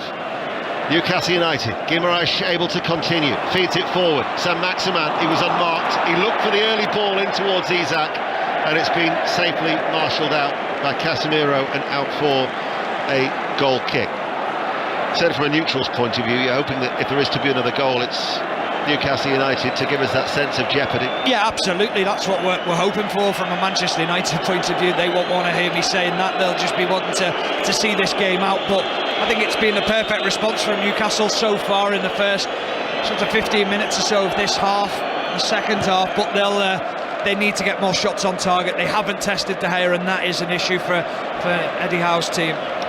Manchester United's appearance in the final today comes with the club up for sale. There is a brand new podcast available following every step of the process, and you can find that, How to Buy a Football Club. It is available on BBC Sounds. So, half an hour remaining. Manchester United are leading by 2-0. Those goals in the first half from Casemiro and then a Botman own goal after 39 minutes. So still Alan Gowling, the last man to score in a final for Newcastle United back in 1976, and it's that familiar sinking feeling for Newcastle fans here at Wembley. Trippier hits the ball early, Almiron will give chase, Martinez comes across, Martinez marshals the ball out of play and then just gets a little shove from behind by Almiron. But Manchester United at the moment are keeping Newcastle at a distance. Yeah, because of the covering from Martinez there, doesn't go tight, makes sure he gives himself 2 or 3 yards to see either a short pass in, then he can go tight, or if the ball's knocked over his head like it was there, he's given himself enough opportunities to get back in. It's been good defensive play from Manchester United. They've been so well organised. Marcus Rashford has put the ball out of play, tried to hook it downfield, it came off his shin of his right leg and was sliced out for a throw that Trippier wants to take quickly, but he has to go back on this occasion and share, showing no ill effects of that blow to the head in the first half. To Botman, Joel Linton being tracked by Bruno Fernandes. Out now to Saint-Maximin on that far side, the left, just over the halfway line. Manchester United, they were forcing Newcastle United back, and then they go all the way to Botman. Forward then to Joel Linton. Wan-Bissaka, not for the first time, goes forward and gets the foot into the challenge since his appearance at half-time. They play it back towards Karius. Karius knew that Weghorst was making a run towards him from his left-hand side, clears it away, but that loose ball now picked up by Anthony, who loses out. Little tug there of Saint-Maximin, but runs away. Saint-Maximin runs clear, keeps the ball in play left-hand side. Saint-Maximin now comes on the inside of Anthony. Saint-Maximin waits, look towards Isak. Newcastle win it back. Isak, edge of the area. His sight of goal, though, blocked by 2 red shirts. Isak tries to wriggle away. Manchester United, though, just defending so well. Nowhere to go, no room at the inn for Newcastle United. Great defending, this time Fred outnumbering Newcastle in the penalty box. They're yet to concede in the second half of this League Cup campaign on Newcastle United, but they need goals at the other end as they trail by 2-0. Manchester United are in a comfortable position with 63 minutes played as Erik ten Hag, the first Dutch manager in a League Cup final, hoping to follow on the success of his fellow countrymen of Gullit, Hiddink and Van Gaal, who've all won here at Wembley, albeit in the FA Cup final. And then you can put this one to bed. That's what Jose Mourinho always had great stock in the League Cup. You get that first silverware of the season, and then you can land other targets potentially. Manchester United with the Europa League, the FA Cup, and outside chance of the league title too. Saint-Maximin in the penalty area, forced out of the box, waits for the support of Joel Linton, finds Almiron, bounces away from him a little bit off his left foot, out to Trippier. Guimaraes side onto goal, Fred is with him, out to Almiron. Trippier's going to run on the overlap, Almiron will use him as a decoy, links up with Guimaraes, Almiron still going, Wilson wins it, Almiron tries the shot, cleared away by Wan-Bissaka. Right back was tucked in, finds Rashford. Manchester United soaking up a lot of the pressure. Now all of a sudden they provide a threat on the counter-attack. Rashford faced by Cher. Cher dives in, wins the ball well. Brilliant, what a tackle that was. I think Saint-Maximin has to vary his game more. Hoists it downfield, Wan-Bissaka heads it away, it won't go out of play. Saint-Maximin keeps it in on the left touchline, running forward now. Saint-Maximin looking for a sight of goal. Saint-Maximin gets the shot blocked, behind for a corner.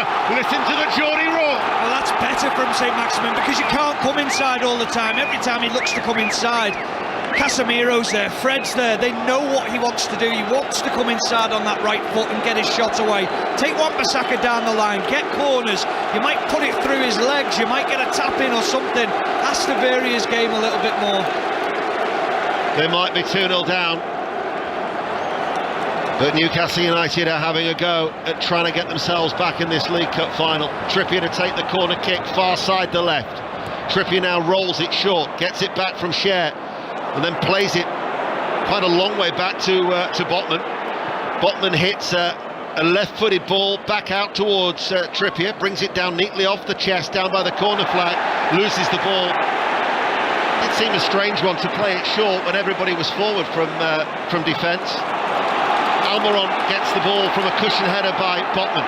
Bit of space on the right-hand side. Isak looking to turn away from Fred. Does exactly that.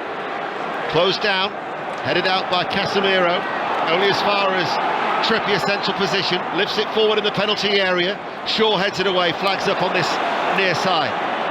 Stephen, let's go down pitch side. Juliet Farrington. Scott McTominay and Sabitzer are getting their final instructions, Ian, from Eric Ten Hag before they will be introduced into this match. So Manchester United going to make a double substitution. Thank you, Jules. McTominay, who's yet to have a trophy in his career, a runner-up in the Europa League in 2021, and Sabitzer, who could easily have been suspended had maybe he been shown a yellow card last weekend, knows all about. He's had success with Salzburg and the title last season with Bayern Munich, who he's on loan from, of course. So Manchester United preparing to make that double change as they lead by 2-0. And it's Martinez to take it left-footed. Hits it downfield. Looking towards Weghorst, played away by Cher, and Burn, the left-back's forward ball. Saint-Maximin looking for a little bit of magic from Saint-Maximin, but staying tight towards him was Wan-Bissaka, but has eventually been penalised, and it's a free kick, Newcastle inside their own half. Not sure about that one. Thought Wan-Bissaka did extremely well, read what Saint-Maximin wanted to do, stayed with him all the way, then got his foot on the ball. Thought that was a good challenge. I just wonder whether it'll be Anthony who leaves the field for Manchester United. Saint-Maximin's now starting to get a lot of the ball down that left-hand side for Newcastle. Manchester United's right. Trippier hits the free kick. It's headed away by Casemiro. We are midway through the second half. It's the League Cup final. You're listening to BBC Radio 5 Live. You're in the company of Ben Mee and Stephen Warnock as the ball is played up towards David De Gea, and now John Murray. With a shot from Cher on the edge of the area, that's blocked. Joelinton shot, that hits the defender as well. Martinez in the 6-yard area, straight at him, just stood up, let it hit him and bounce away wide of goal for a Newcastle corner. And they are having, Newcastle, their best spell of the match here, Stephen Warren. Yeah, great block from Martinez, which probably prevents a goal. This is the best spell from Newcastle. However, they have to capitalise while they're on top. That is essential. Trippier with a corner, deep to the back post, which is headed back across by Cher, but the referee spotted an infringement in there, and it's a free kick. By the way, just when Manchester United were preparing those substitutions, Sven Botman was booked on the halfway line, so he and Joelinton, the two Newcastle players, on yellow cards. So we'll see now the two changes for Manchester United, and it is Fred, who's another of the Manchester United players, on a yellow card, and also Weghorst. So Wout Weghorst, having played a part in the second goal, and, as they say, put himself about during the course of the cup final. It is Weghorst and Fred who are off, so there'll be a little rejig here, Stephen, and McTominay and Sabitzer coming on. Yeah, I just think Bruno, who's gone over now to speak to Eric Ten Hag, might he come across and play on the left-hand side. Marcus Rashford straight away has walked into a central position, but just brings more energy into that central midfield from Sabitzer and McTominay. So Marcel Sabitzer, the recent arrival on loan from Bayern Munich, steps into the Carabao Cup final and takes up a position in, well, as he's standing now, the sort of left central midfield, and Scott McTominay is on as well. So Sabitzer, McTominay, Casemiro in there. He's made a slight tweak, John. He's put Casemiro was playing alongside Fred, but he's left Casemiro as the deeper player. Now he's said to Sabitzer and to McTominay, go man-to-man on Guimaraes and Joelinton, stop them getting on the ball, because they have been dominating possession in the second half. Yeah, you know, it's tactically it's a very sound move as the ball is fired forward from the halfway line by Burn, under pressure actually from Anthony, and as a result it ran all the way through to goalkeeper De Gea, who was able to pick it up. So the score, Manchester United 2, Newcastle United 0, with 20 minutes of this 2023 Carabao Cup final to be played. Once we get done, you'll be able to talk to Robbie Savage and Chris Sutton about it. The lines are open on 5 Live for the phone in, 08085 909 693. Get in touch, hashtag BBC 606, or text 85058. So that will be the 606 phone in The Rugby Union Daily will follow that after another weekend of Six Nations action. France coming through 32-21 against Scotland in the end. Manchester United 2-0 up here, and Fernandes through the middle scoops the ball out towards the left-hand side. Shaw trying to get there, but it will be allowed to bounce behind by Kieran Trippier, who just ran across his England colleague, and it is a goal kick. So both goals in the first half, actually within 5 minutes of each other. Casemiro opening the scoring, heading in from the Shaw free kick, and then the second goal, Marcus Rashford, his shot deflected in by Sven Botman and up and over Loris Karius. So Marcus Rashford, and when we saw it again at half-time, it was actually a mis-hit shot that was going across the 6-yard box, hence the awarding of the own goal. Newcastle with it on the left-hand side, Saint-Maximin. It's interesting as the ball's played forward by Bruno Guimaraes. Trippier across, De Gea gets down, got a hand to it, that was crucial. Wilson was waiting beyond him, and actually the offside flag was up. So it is Manchester United's free kick. Yeah, I just wonder whether the offside went up for the initial ball that went into Kieran Trippier. I have to say, the run from Trippier, the ball from Guimaraes is exceptional. I'm just waiting for a replay on our monitors, but that is better from Newcastle United. Better play. It is offside initially from Kieran Trippier. He goes half a yard too early, but that's better. Yeah, good call. Nick Hopton, the assistant referee on this side of the field. Manchester United 2-0 up. More as well, I'm sure, in 606 on Celtic's win at Hampden by 2-1 in the end against Rangers, and of course as well on Tottenham's 2-0 win against Chelsea, where that leaves Chelsea, which is 10th in the Premier League table, and Tottenham now 4 points ahead of Newcastle in the Premier League table. Newcastle need a goal. Time beginning to run out in the time-honoured fashion in cup finals. When you're behind, the clock seems to whiz around, and Newcastle know that only too well. As Cher is dispossessed by Sabitzer, who plays it forward to Rashford, who beats Botman and shoots long. Karius gets down to his right to parry it with his right arm, and it bounced out to defenders, but they've given it away, Newcastle. And now Shaw, lovely footwork, right foot ball deflected away from the edge of the penalty area by Botman, and it's allowed to bounce out of play by Bruno Fernandes for a throw. Brilliant play from Sabitzer in midfield. Finds Marcus Rashford with an inch-perfect pass. Rashford nips inside, gets his shot away, bottom left-hand corner. Karius is right, big strong arm from Karius. And then as it comes back out, you're thinking, Luke Shaw, just put your right foot through it, bend it in the far corner.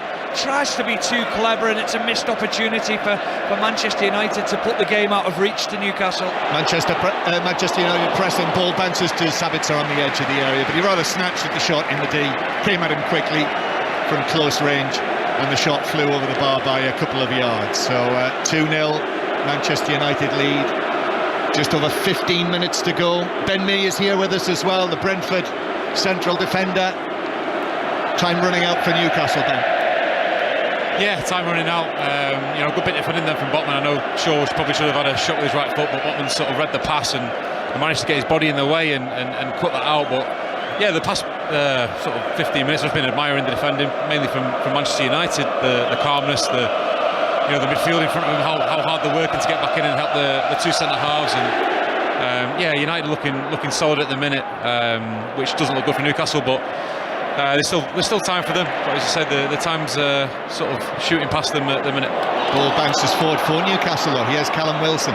Wilson allows it to run to the right side of the penalty area, tried to slip it back across, but Manchester United just had too many bodies back in there, all of them.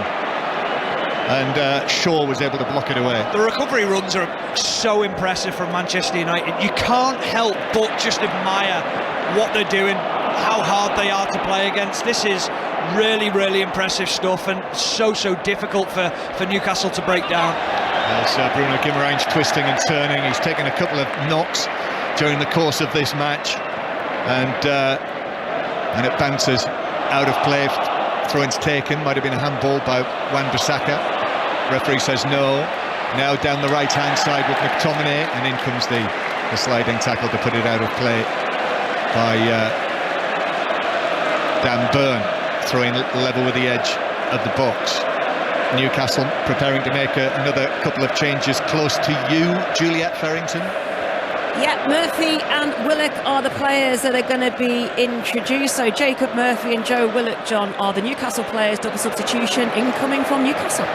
Willock, who has had to fight to be fit to play a part in this final, fit enough only for a place on the bench, but will be coming on shortly.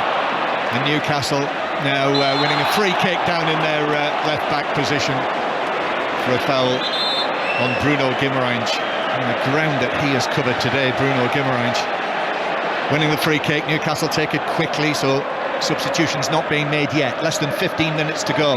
Lines open for 606 08 085 909 693 to talk to Robbie and Chris. Here's Isak near the halfway line, having come on as a substitute at half-time. The club record signing, the Swedish international, takes it to the halfway line. Bruno Guimaraes' pass deflects, and Sabitzer was in there tight on Isak. And the substitutions seem to have steadied Manchester United. McTominay and Sabitzer coming on, and Bruno Fernandes now 30 yards out, square to Sabitzer, who shoots. That took a deflection which has bounced away to his left and down into the Newcastle right back area. Bruno Fernandes is there, black and white striped shirts in front of him, tapped in field by Rashford to Shaw. Shaw back onto his left foot to give it out to Bruno Fernandes, still on the left wing. Rashford trying to run between two Newcastle men, but Trippier got a foot in on that, and so did Almiron. And Newcastle passing it out from the back, Joe Linton and Bruno Guimaraes. And now it's hit long by Botman. This is for Alan Saint-Maximin to chase. De Gea's come out of his penalty area 10 yards, and he gets there first and is able to volley it into the Newcastle fans in the lower tier on the far side. Brilliant goalkeeper from David De Gea, understanding that he knows Saint-Maximin will win the race against Varane. He has to cover him, comes out of his goal, no chances, doesn't try and take a touch, just puts it into row Z, and then allows his team now to regroup and get back into position. Here come the changes.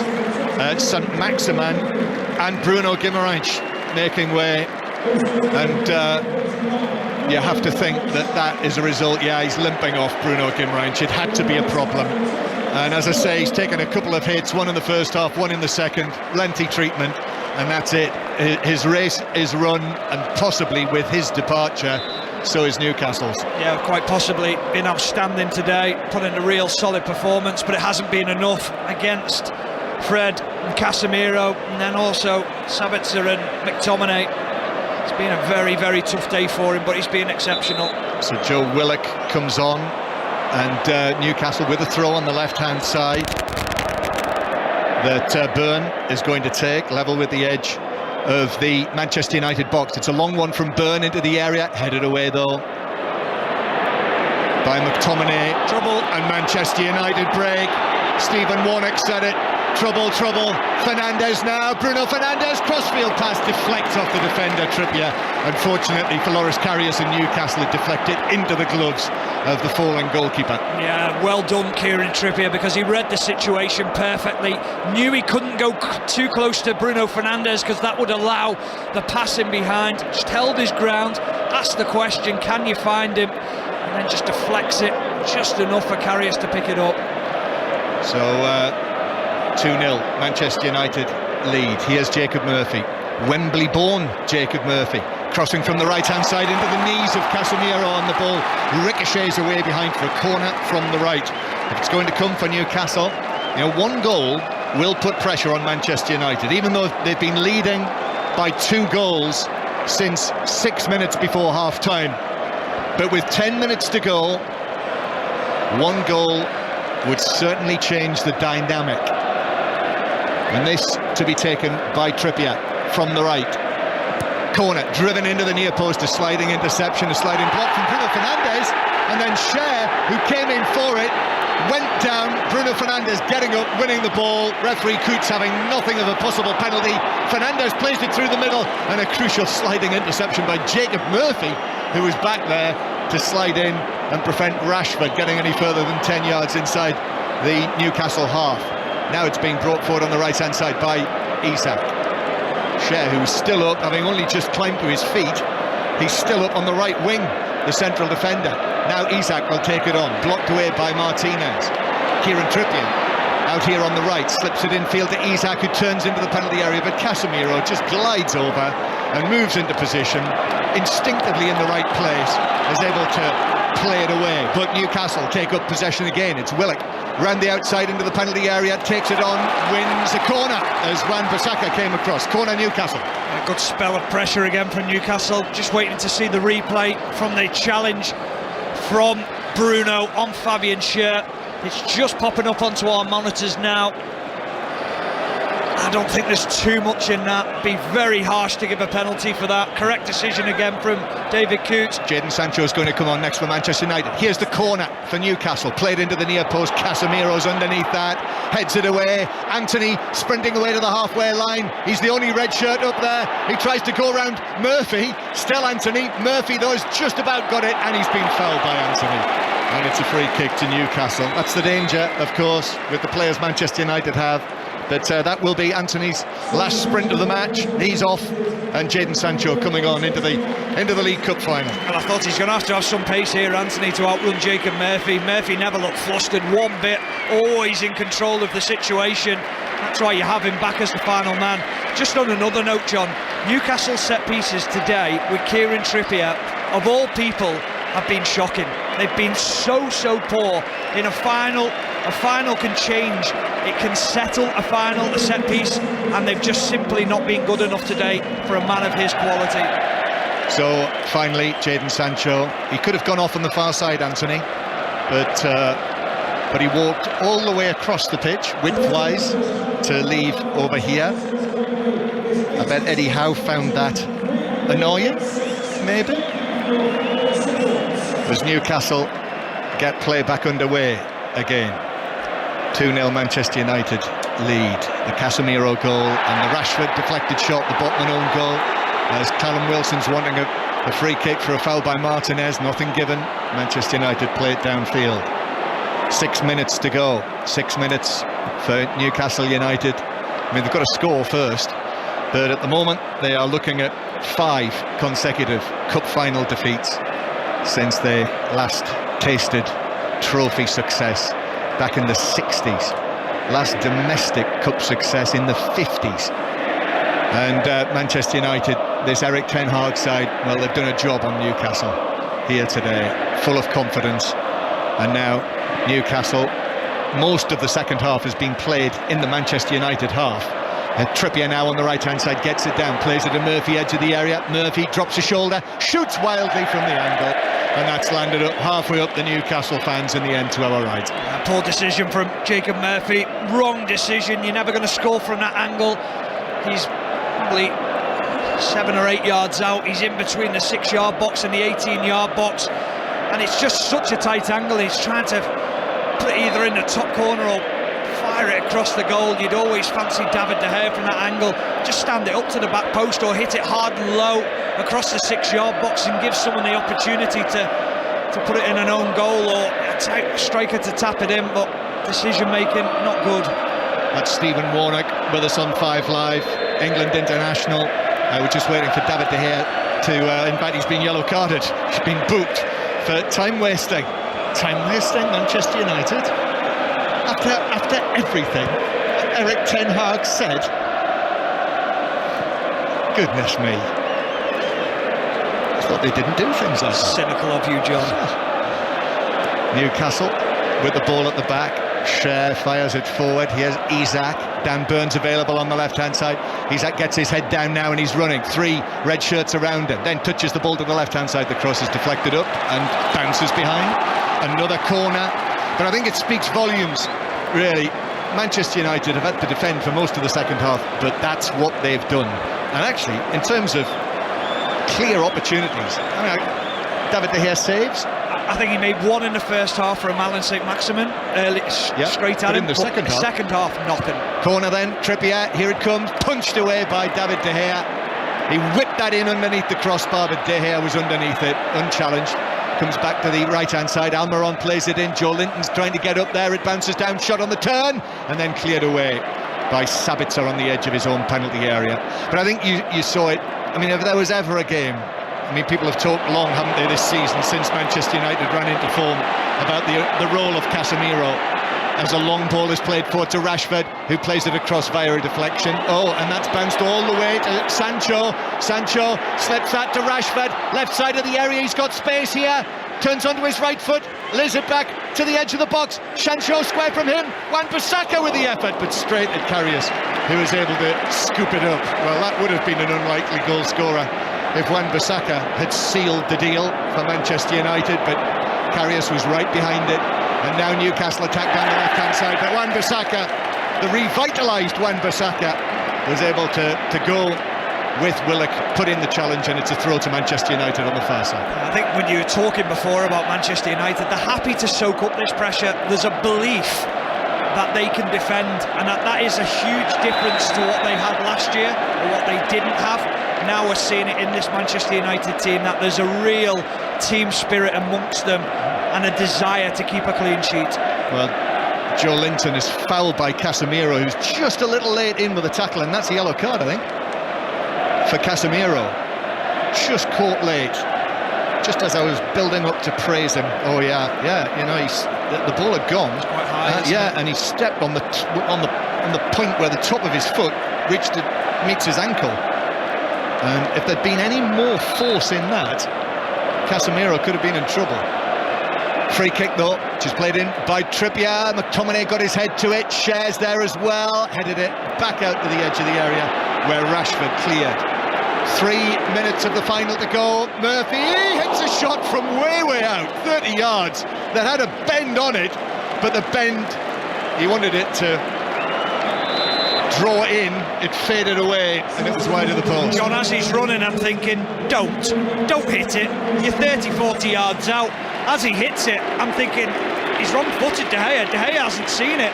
He hits it with the outside of his foot. De Gea drops down to his knee and just prays that it goes past his post. And luckily for David De Gea and Manchester United, it does go past the post. Well, here's a man management substitution if ever I've seen one, Stephen. That's it for Marcus Rashford, who he might have thought that he maybe doesn't know it's gone down as an own goal, so he's maybe thinking that he's scored in every round possible of the cup this season, but it's going down as an own goal, so he stays on 24.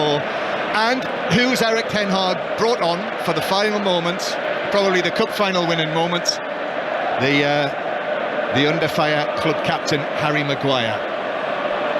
So clever. Well, it's just sensible, isn't it, from Eric Ten Hag? And simple. Very, very simple, but very, very impressive. Ticks every box, doesn't he, Ten Hag, at the moment?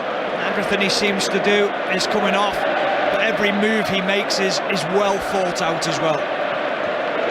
So 2-0 Manchester United lead, closing in on victory in this competition for the 6th time. Only Liverpool and Manchester City have won it as many times as that. The record winners, Liverpool 9 times, Manchester City dominant in this competition in recent seasons 8 times. Newcastle have probed and pushed and tried to find a way through, but really haven't come close enough. Here's Joe Linton centrally. Almiron now playing in a more central position, plays it forward. Murphy beaten to it on the edge of the box. Those red Manchester United shirts are everywhere, and it's played forward for Sancho, who might have been shoved over by Botman. No, referee Coote says no free kick. Newcastle preparing another couple of changes, but it's reaching the point where Newcastle needs something remarkable. We're in the 90th minute. Manchester United supporters twirling their scarves, their red scarves with the white and black trim, preparing to salute a trophy victory for Manchester United for the first time for 6 years. Trippier playing it into the penalty area, it rattles around, and Martinez is going to allow it to bounce behind, and actually he's just been knocked off his feet. Now Martinez stands over Callum Wilson, and this is all going to take time out of the game here. Newcastle would be well served just to leave it and let Manchester United get on with it. And Martinez is Also winding up Isak in there as well, but it's a goal kick to Manchester United. Just don't mark the performance, because he's been outstanding today, Martinez. He's been one of the standout players on the pitch for Manchester United. 1v1 situations, defended it well, won his headers, being so diligent in the way that he's defended and marshalled the players in front of him. So what he doesn't want is a blot on his card today. Almiron is off. And Matt Ritchie is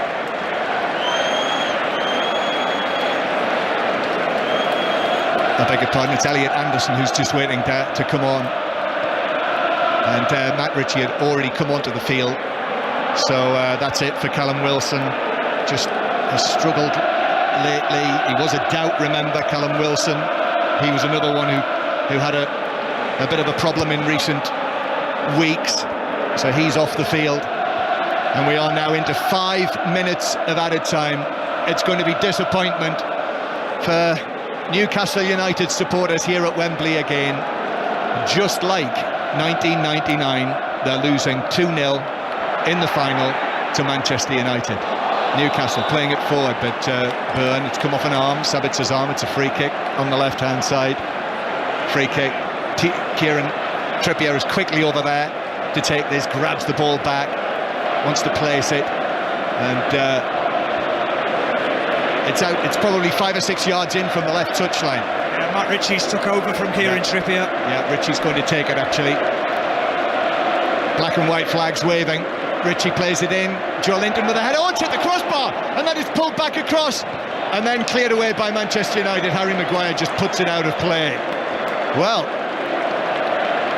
it was almost slow motion, wasn't it, the way it happened? Ball in from Ritchie and a glancing header from Joelinton, and David De Gea just almost waving at it, thinking, is it going in, is it going to hit the crossbar? He clashes against the post because he's not sure on his positioning. Big chance for Newcastle United. That's the closest they've come. That glancing header dropping over De Gea and hitting the top of the crossbar, the front of the crossbar, near the top corner. 2-0 Manchester United. Time almost up. All of the black and white flags. Newcastle are attacking to that end, to our right, and all of the black and white flags now are being raised. Thousands and thousands of them in the bottom tier and the top tier.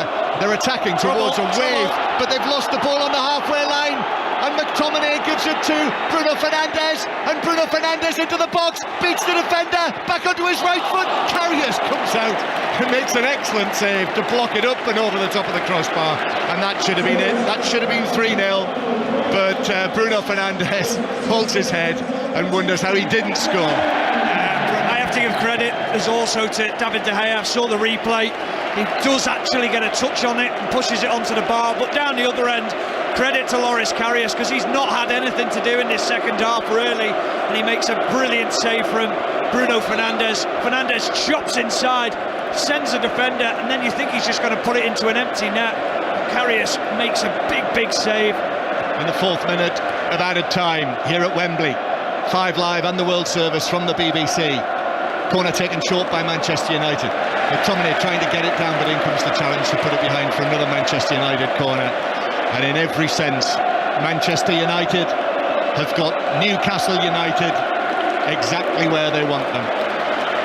And this might turn into a rivalry. It's entirely possible in the years ahead, with Newcastle United under this Saudi Arabian ownership, and Manchester United may change owners, may well change owners in the coming weeks and months. This could become a rivalry, but today it is the modern force, the more recent trophy-winning force of Manchester United, whose day it will be.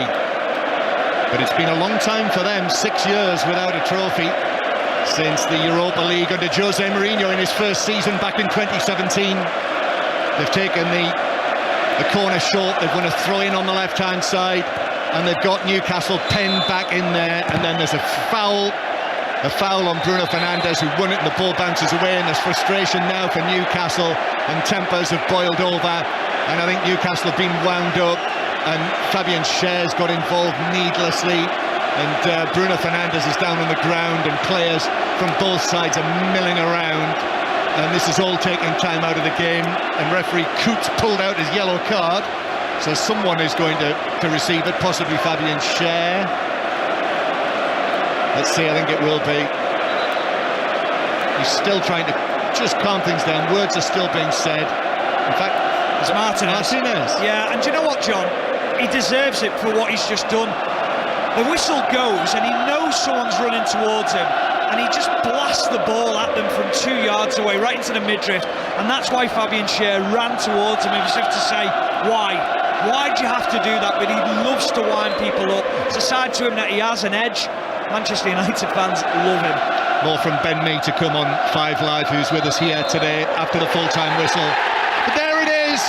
The final whistle goes on this Carabao Cup final, and it's Manchester United's day. Erik ten Hag leads his team to victory, and Manchester United return to the winner's circle after 6 barren years, and they are trophy winners at the first opportunity here in the February of Erik ten Hag's first season as manager. And he shakes hands with a disappointed Eddie Howe down there, and the Manchester United players celebrate, and it is more cup final disappointment for Newcastle United. Not to be yet again for Newcastle, their 5th cup final defeat since they last won one back in the 1960s. Remarkably, really, for a match like this, which was heading to Manchester United. Both sets of supporters, almost, it seems, are celebrating. Still Newcastle's fans, many of them waving their black and white flags. But Manchester United are the winners. Stephen Warnock. Yeah, just a huge second half for Newcastle. That was just too far for them. They couldn't claw the game back.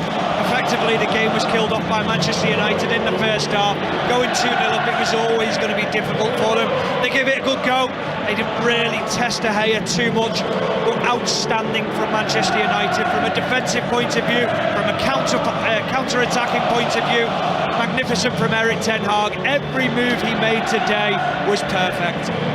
And 2 goals in the first half won it. Casemiro has been excellent today.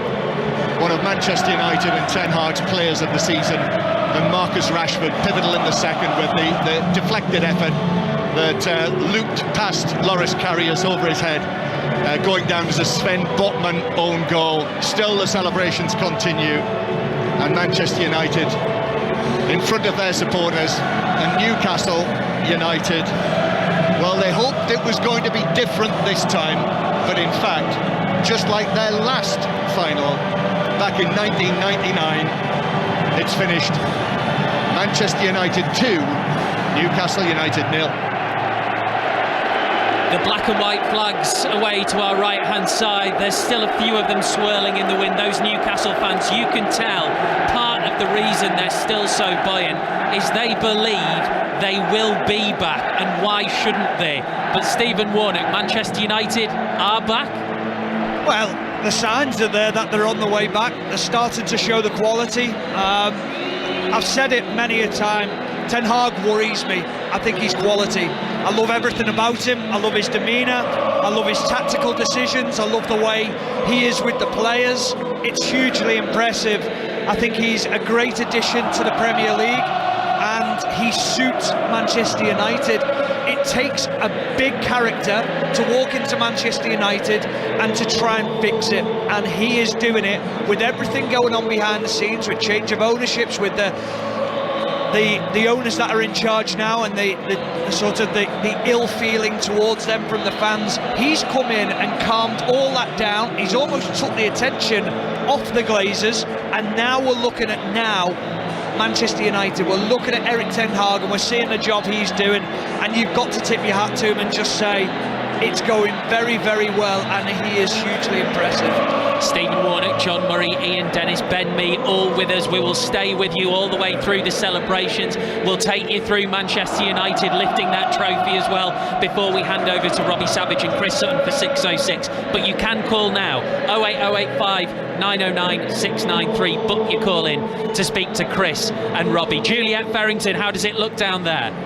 It's looking very red. It's looking a lot of fun, a lot of smiles, Eric Ten Hag, as the players celebrated on the pitch at the full-time whistle, they sort of got themselves into a huddle. What David De Gea is doing right now with the backroom staff, and just bounced around. Whilst that was going on, Eric Ten Hag shook hands with every single member of the backroom team here at Manchester United, who I'm sitting amongst during this match. Luke Shaw is now going over and hugging them as well. Fred, in the dying seconds, was spraying and squeezing his water bottle and soaking us all in water as they were waiting for that final whistle. Bruno Fernandes has just run over. He's jumped into the arms of one of the members of the backroom team and wrapped himself around them. And as in the distance, I can now see the rest of the Manchester United players, as the organiser here is trying to get the stage ready for the Carabao Cup final winners, the presentation of the trophy and all the photography that will go with it.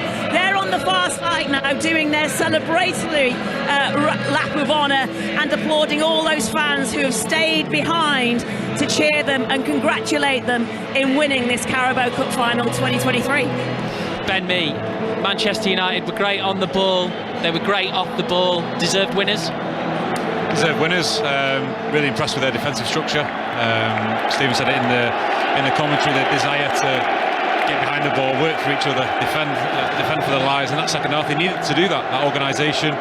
Yeah, they've got the flair up front and they can score goals, but what Ten Hag's brought to this team is that desire to work hard for each other, to defend, and that fully showed this second half. By this time, Ian, on Cup final day, normally the winning half is completely full and the losing half is almost empty, but there are a lot of Newcastle United fans who have stayed behind. Yeah, they are. In fact, the Newcastle United players are just in the right corner now and not moving anywhere. They're acknowledging the support, as you say. I would probably guess and estimate 2/3 of the Newcastle fans have remained in the end away towards our right-hand side. Of course, they travelled down in their hordes. They were hoping that this barren spell would end, but yet again they're facing further Wembley heartache. I think this is a point now in Newcastle's progression as a club, where they go next. Without being disrespectful to the players who came off the bench, there has to be more now. So investment is still needed in the squad to take them to that next level. It almost reminds me, and I don't like going on about it because people will say, oh, you've got your Liverpool hat on. But when Liverpool got beaten in Madrid and they lost Mohamed Salah and things weren't going the way, the changes off the bench needed to be better. And now this is where Newcastle are as a club. They will get better. This will hurt. The players will learn from it. They will get better. But it's a realisation of what the gap is to get to that next level. And as much as it hurts, they will get better. But that's the difference, isn't it? That when Manchester City were able, they accelerated their way to compete with the top four. They had a massive spending splurge. Newcastle United, because of financial fair play, are unable to do what Manchester City did. That's going to be the problem for them. There is a walk that nobody wants to do on Cup final day. It's the walk that Newcastle captain Tommy Craig did in 1976. It's the walk that Rob Lee did in 1998 and Alan Shearer in 1999. And John Murray, Kieran Trippier is about to walk the walk. Yes, he is. The Newcastle players are just massing down at the foot of the steps. They'll come up past us, up the walkway. There's 2 levels to go up before they reach the middle tier of Wembley Stadium, which is the next layer up from us. So we'll see Newcastle coming up the steps very shortly, which they do. And here is Kieran Trippier now, just a few yards away from me. Dan Burn right behind him. Kieran Trippier head down. Dan Burn getting pats on the back as he comes up. He's actually got a Newcastle scarf, a black and white scarf in his hands, and he's just tying it to the railings to our left, and they're just being held here, Newcastle, before they will go up to receive their runners-up medals. Should say as well, Ben, they still have a huge amount to play for this season, Newcastle. They're still in the hunt for the Champions League.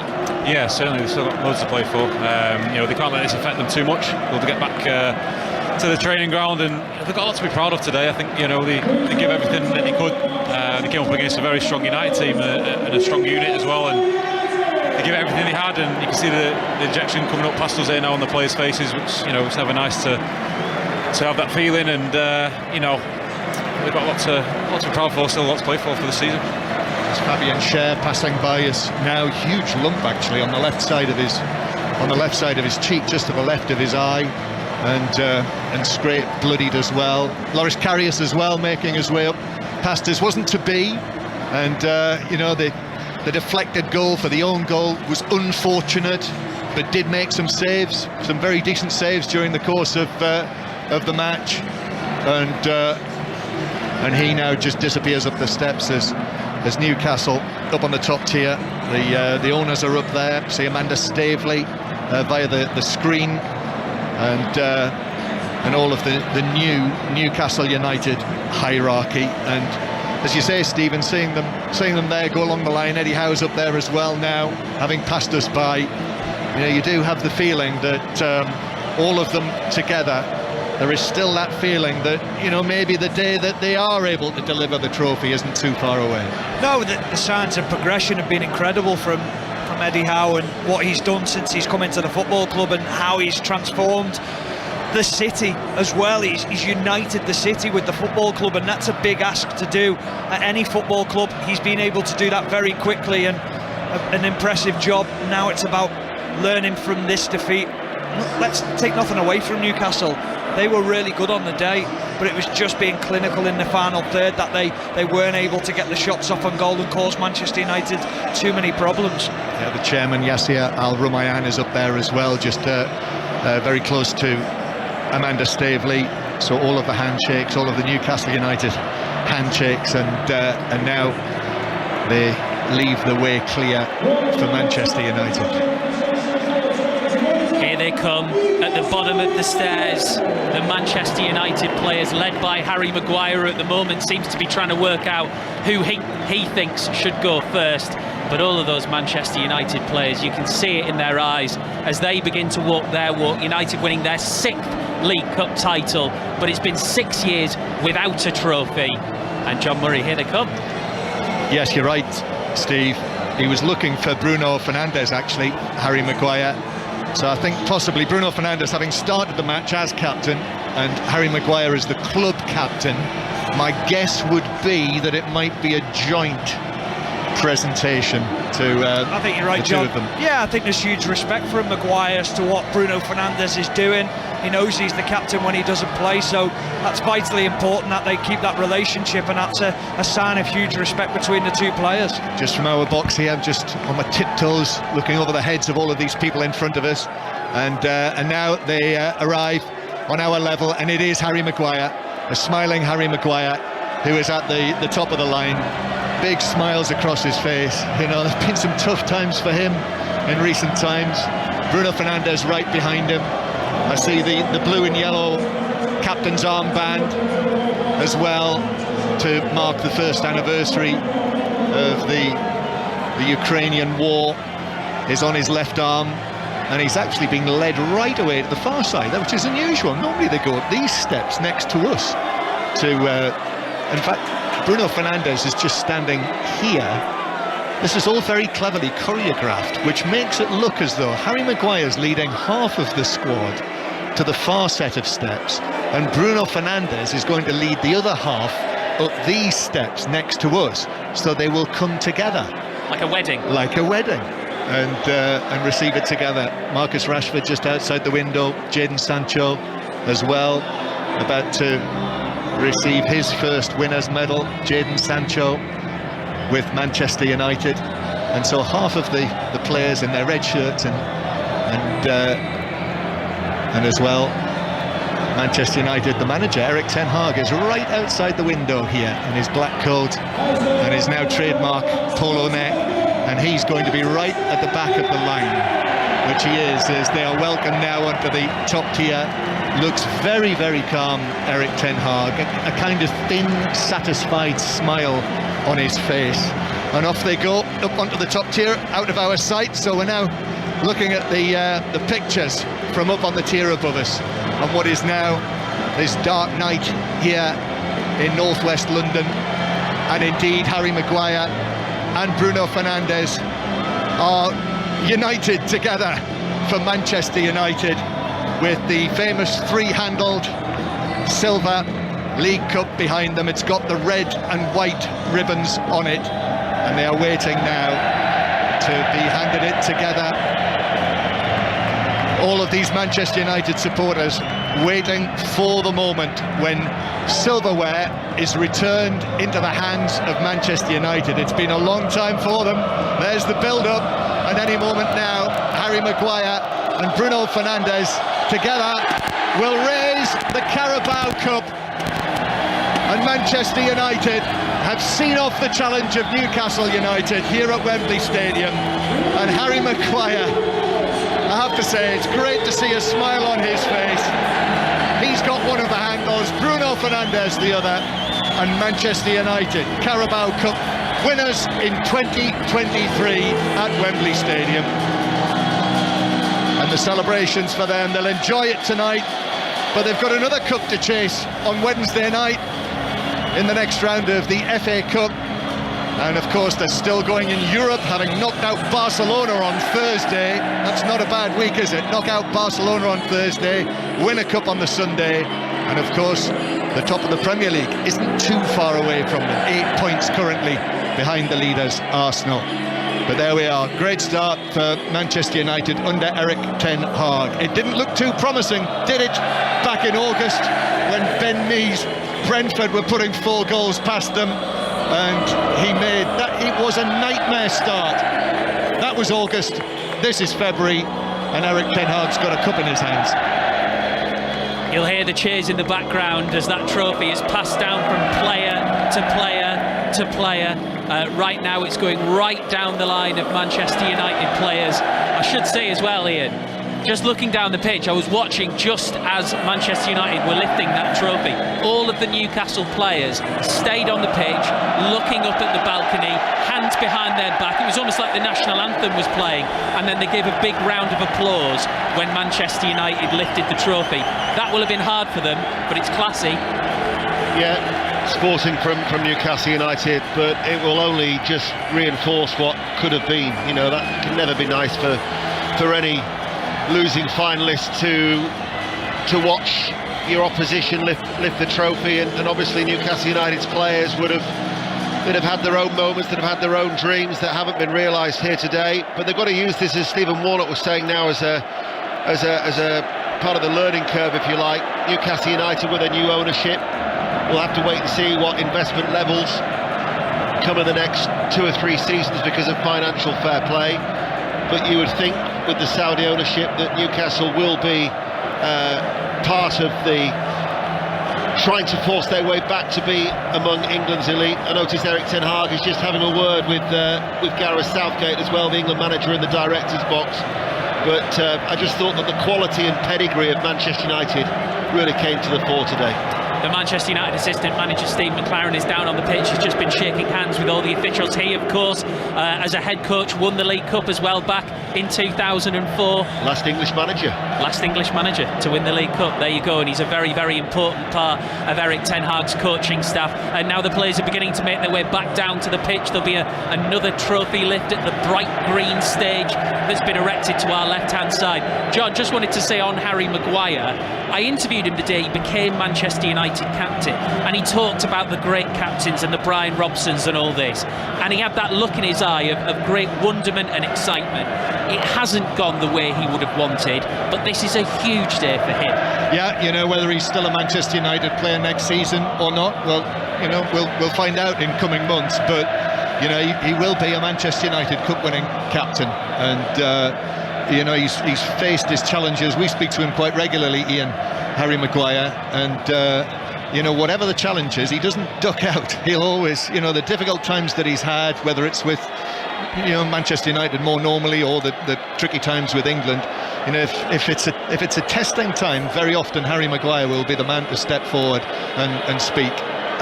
Big character, you know, Ben, you'll know Harry Maguire and know the sort of guy that he is and how he's thought of in the game.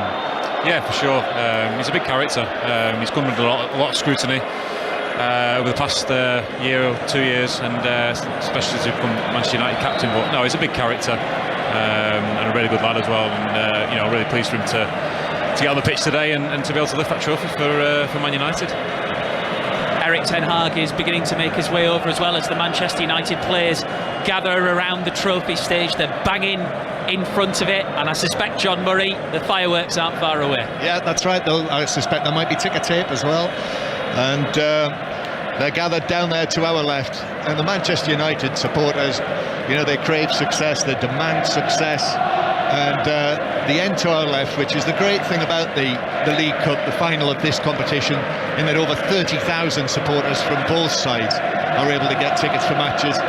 It's nowhere near enough, of course, but half of Wembley Stadium is still almost completely full, and all of the green branding of the sponsors, Carabao, and there's an arch there, and they want to see this trophy lift now, which we do, and the lights go down, and down comes the streamers, the gold and green streamers, slightly ironically, and coming down on Manchester United, and the celebrations once again are shown under the flashing lights of Wembley Stadium. Gold and green, not necessarily traditional Manchester United colours. I think you know what I'm referring to, but they are traditional colours of Brazil, Ben Mee. And does anyone deserve this more than Casemiro? Not just for his performances this season, but for today. Yeah, he's come to the side. He's during the game a massive presence that he is. Works his socks off.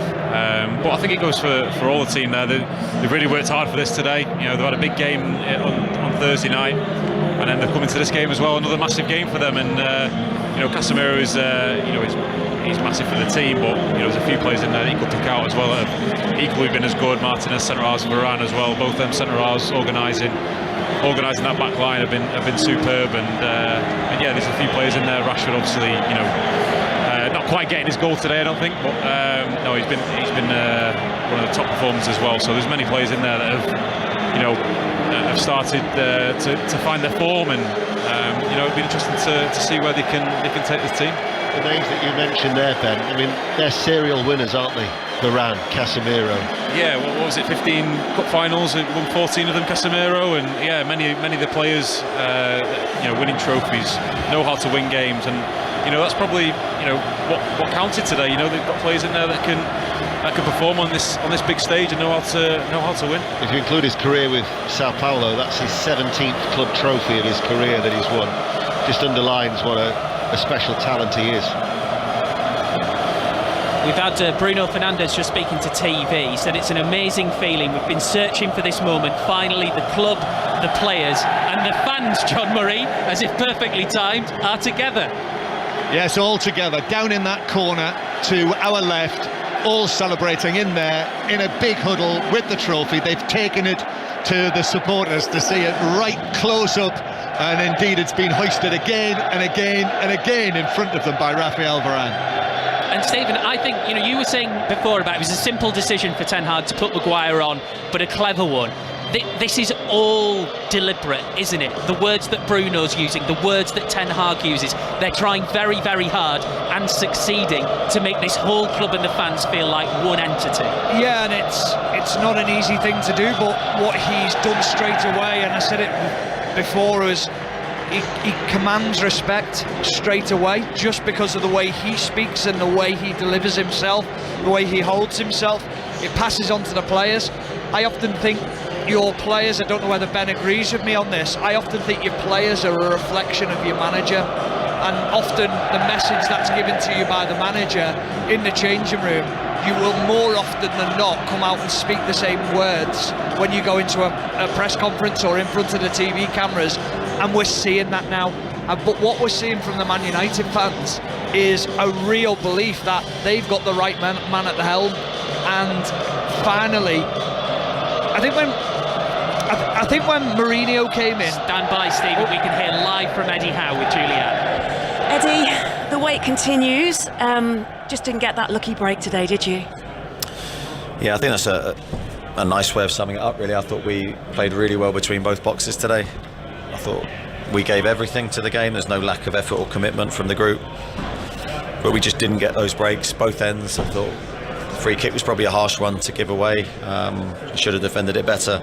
Second goal was a killer for us quite soon after, but then we do everything we can to try and get back in the game. We have to survive some dangerous moments on transitions, but the players gave everything. We had the chances, I felt, but we didn't take them, and ultimately that's why we lose. You started so aggressively in the first half, such a pace to your game as well. You changed it around in the second half, and you were forcing them to defend. Yes, I say both boxes. Between them, I thought we were really good, first and second half. No complaints with how we played.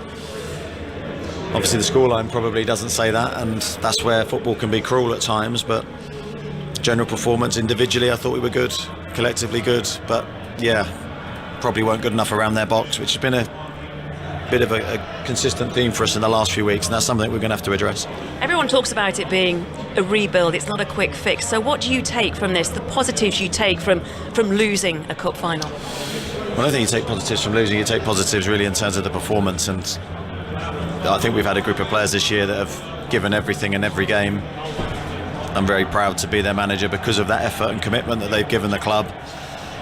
I think they've represented the fans really well again today, who were magnificent for us, and just so disappointing for them really that we weren't able to reward their incredible support with what they wanted. Such defiance we saw in the added time right at the very end as well, with the waving of the flags, the support. You've reunited the city in itself, and it's now just taking the team, the club, that little bit further, isn't it? Yeah, and that's probably the hardest step, but that's the one we've got to try and bridge now. The competition we're in is very, very high, the level's high. Games are decided by the smallest of margins, and that's the challenge for us, is continually improve. I think we will, I hope we will, and we can have more days like this on a regular basis. Thanks, Eddie. Good luck in going again next time. Thank you. Cheers. Eddie Howe live on 5 Live Sport with Juliet Farrington. Manchester band, the Cortinas, or as someone once called them, the Cortineers, blasting out in the background. Not 19 forever for Newcastle. It must feel like 1969 forever, because the long wait for a trophy goes on. David De Gea, I can see away on the far side, celebrating in his bright yellow keeper top. Shouldn't forget as well, he is now the all-time record holder for Manchester United when it comes to clean sheet. Yes, he's played a lot more games though, etc, and he's beaten the record held by Peter Schmeichel. John Murray, Ian Dennis, final thoughts? Well, I think today was always going to be billed, wasn't it, as a beginning for whoever won it. And it's Manchester United, to win a trophy at the first opportunity under Eric Ten Hag. And I think it also demonstrates as well that Manchester United are indeed closer to where they want to be than Newcastle United are. We touched upon the name of Steve McClaren a short time ago, and obviously I've known him a number of years, and I think that Eric Ten Hag was instrumental in his success in Holland, or the Netherlands, in 20 Enschede. And at the time I thought that when Eric Ten Hag wanted Steve McClaren to be his number 2 as part of his coaching staff, I thought it was a really shrewd move. And I think as well, just watching how he's interacted with other members of the playing squad, I think that only underlines that he's an influential figure behind the scenes at Old Trafford. Ben Mee, where do you think Manchester United go from here? Title race? I think you have to say yes. I think they're in the title race. I think anything can happen. Teams have been dropping points above them. There's no reason why they can't challenge. Give them a lot of belief. These past few weeks, they've won some important games, had some great performances. So I don't see why not. They can't challenge, and that group of players look like they'll be full of confidence and go into the final sort of few months of the season. And Stephen Warner, when I spoke to Sean Longstaff earlier this week, he said, well, we'll be back in quite a few finals now. That is the feeling you get around the club, isn't it? Whereas, if this had happened 5 years ago, this would have felt like one big opportunity. I think for Newcastle fans, they will see this as one blip in a much bigger picture. Yes, but Dano, correct me, what did you say before about the stats of teams that have made the final? Was it 3 other teams out the top 6, was it? What did you say? It was early on in the stats. So don't put him on the spot, will you? I was saying that there was three United who had previously won the competition. Oh, I got that wrong then. Yeah. But I'm looking at it thinking, it's not easy to get to a final. I thought the same when I was at Aston Villa. I was thinking, all right, we've lost that one. We'll be back next year, or at least in 2 years. I'm fortunate I've been able to play in a final. There's not many players who get to play in finals. It's very difficult, very hard to come by. So for Newcastle, you can't be expectant as a player. You've got to knuckle down and you've got to hope that you work hard enough to find the right to get there, because it's not easy to go on a cup run. Very difficult when you've got squads with great depth these days. Somebody's got to try and prize this competition away from the Northwest. For the last 8 years now, it's been won by, well, Manchester City 5 times, United twice, and Liverpool once. So there's a real stranglehold in that particular region. And Stephen Warnock, congratulations. Your final input there was almost as bad as my first input when I said that Ben played for Burnley. Yeah, true. Just helping you out. Ben, it's been absolutely fantastic to have you with us. Thank you so much. Thank you. Cheers.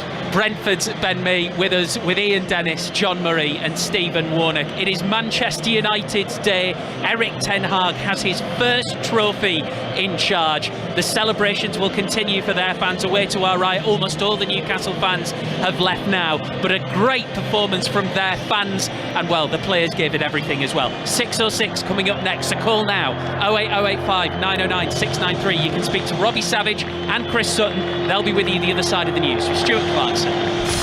Listen on BBC Sound.